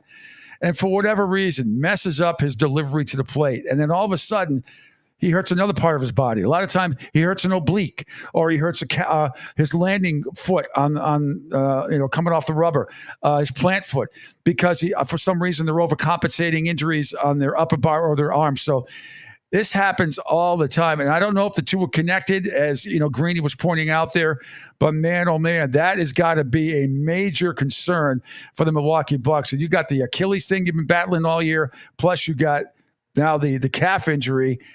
There's no way in hell he's playing the rest of the regular season, but the playoffs start in a week. So it's something to be concerned about if you're a Milwaukee Buck fan. It is very concerning, no matter which way you look at it. And right now, if they're lined up against the Sixers, I mean, again, anything can happen in the playoffs. But you're lined up against the Sixers, you have a great possibility of getting bounced out in the first round. So, I mean, it is gut-wrenching to use it in the best way possible, because now you have to really hang on to see if it's going to be a major injury, because we're a week or two, a week and a couple of days separated from the playoffs starting, especially the play-in tournament. No, I picked Philadelphia anyway. Even if Giannis was completely healthy, I'd still pick the 76ers to win every day of the week and twice on Sunday. I do not trust Milwaukee. I've said it all along. If Joel Embiid is reasonably healthy going into the postseason, Sixers fans, you want that matchup. Believe it or not, you want that matchup. I think the Sixers will win 5 or 6 games. I really do. Rick checking in. I'm officially throwing in the towel in on the Flyers. Well, look, there's still time. I understand. I get it. There is still time, my friend. 8 losses in a row. Got pummeled by, of all teams, the Montreal Canadiens last night. Their 8th straight loss. So if you're looking at it right now, you would have the Islanders and the Capitals as the final 2 teams. The Penguins, the Red Wings, are right there with 84, and the Flyers are, even though they've lost 8 in a row, they are right there for that final spot. There is a chance. Now, one thing they have going against them is they have 79 games. Detroit, Pittsburgh, Washington, the Islanders only have played 78, so they all have a game in hand. So it's going to be, as Rocco said to Michael and Godfather 2, difficult, not impossible, as far as getting to Hyman Roth. But yeah, a difficult 8 losses in a row for the Flyers. They have just crapped out here. They have, unfortunately. And that is a humiliating loss. That was the worst loss of the year by far. There's no question about it. No question about it. All right. I want to remind everybody, you can always watch us watch the show on Twitter, on X. Follow me at pshep326. You can follow the show on the Facebook page, mine, along with Broad Street South, Facebook and YouTube pages, plus Rumble, LinkedIn, and Spotify. And don't forget, on the app, right, at Sports Radio 102.9. And we're going to be having the show on both apps. The new Riptide Media Network app, which is going to come out maybe as early as today, later on today or tomorrow. And then the webpage as well, Riptide Media webpage, Riptide Media Network webpage, which is going to have all the shows listed up there and content and just unbelievable stuff. So this thing is already, what we've done in 5-6 days. It's just been amazing. And a lot of it is due to that man over there. See, I pointed the right way that time. To Angel Martinez, done an amazing job. And of course, to Brian Bruno, president of Naples Wealth Planning, and his partner, Rick Calhoun, CEO. I mean, without them, they have been absolutely amazing and giving us the freedom to do this stuff. And, lots of people want to come on board. There's no doubt about that. This thing has been, what you have done in just the last 5 or 6 days is amazing, Angel. So kudos to you. Kudos to you. Anything coming up with you at all? And Martinez and Company or anything on your webpage or anything else? No, other than I just try. There's the crew tonight is off for basketball.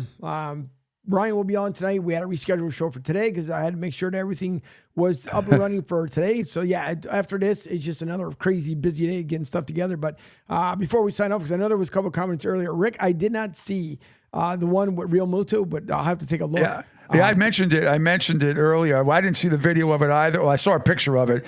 He's got a throat contusion. I was talking about it in the baseball rundown. Yes, so that's not. Besides losing again, the Phillies losing, and then he lost Realmuto. That's I don't know how long he's out for. They didn't say. No, they didn't. And also, Joey B said, "Great segment with John. Love the stories. That was fun. That was fun, and it was quick." Mickey says, morning, everyone from Washington State. Mickey Delaney, who usually watches Martinez and Company. Thanks to Mickey. And love Mickey. Joby, wow. Yeah, he had one just before the one Rick there. He said, that's a motley crew right there on the screen. Well done, fellas. That was great was a stuff. fun morning. It was a great morning. Thanks to everybody. That's about going to do it for me. Let me see. I don't know. Well, you know what? This is an honor of you. Why not? I'll play this in honor of you, Angel. Go out with a little love. You know what the song's about, right? Yeah, you know what the song's about, right? Sure is. You know what the song's about, though, don't you? Yeah. Billie Jean King. Yep. Elton John wrote this from Billie Jean King. Hey, want to thank everybody. This is a big assumption on my part. Am I assuming you're going to post some best of shows coming up at the for tomorrow and Friday, or some segments, whatever it is? Since I will be off tomorrow and Friday, I don't know what the plan is. We haven't really gotten that far yet. But anyway, if not, I'll be. There's always a plan. Okay. There's always a plan. I love it when a plan comes together, said Hannibal on the A-Team. I love when a plan comes together. Meanwhile, that's going to do it for me. I want to thank Angel Martinez. Obviously, want to thank Bill Sparrows, John Mita Perrell, and Chris Palin for joining me. I'm off to Houston for a couple of days. I will be back, though, on Monday at 7 a.m. We will recap the Masters, which begins tomorrow, and all things sports. Angel, thanks so much, my friend, again. And I'll talk to you. I'm sure I'll talk to you before I leave tomorrow, but we'll talk again on Monday at 7 a.m. here live from the Naples Wealth Planning Studio and the Riptide Media Network. See ya. Shine on me. I love it. Shine a light through the eyes of the one left behind. Shine a light, shine a light. Won't you shine a light? Feel love, got me a feeling, a love. Yes, I do.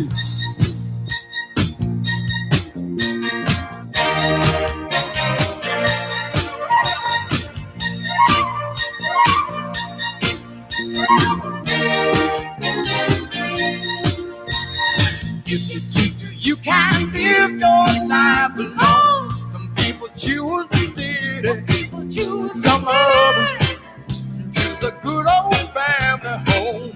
Others choose the good old family home. I like living easy without family ties. Easy, so the whippoorwill of freedom sat me right between the eyes. Cause I live in freedom, Philadelphia freedom. From the day that I was born, I waved the flag. Philadelphia took me behind to a man. With a piece of my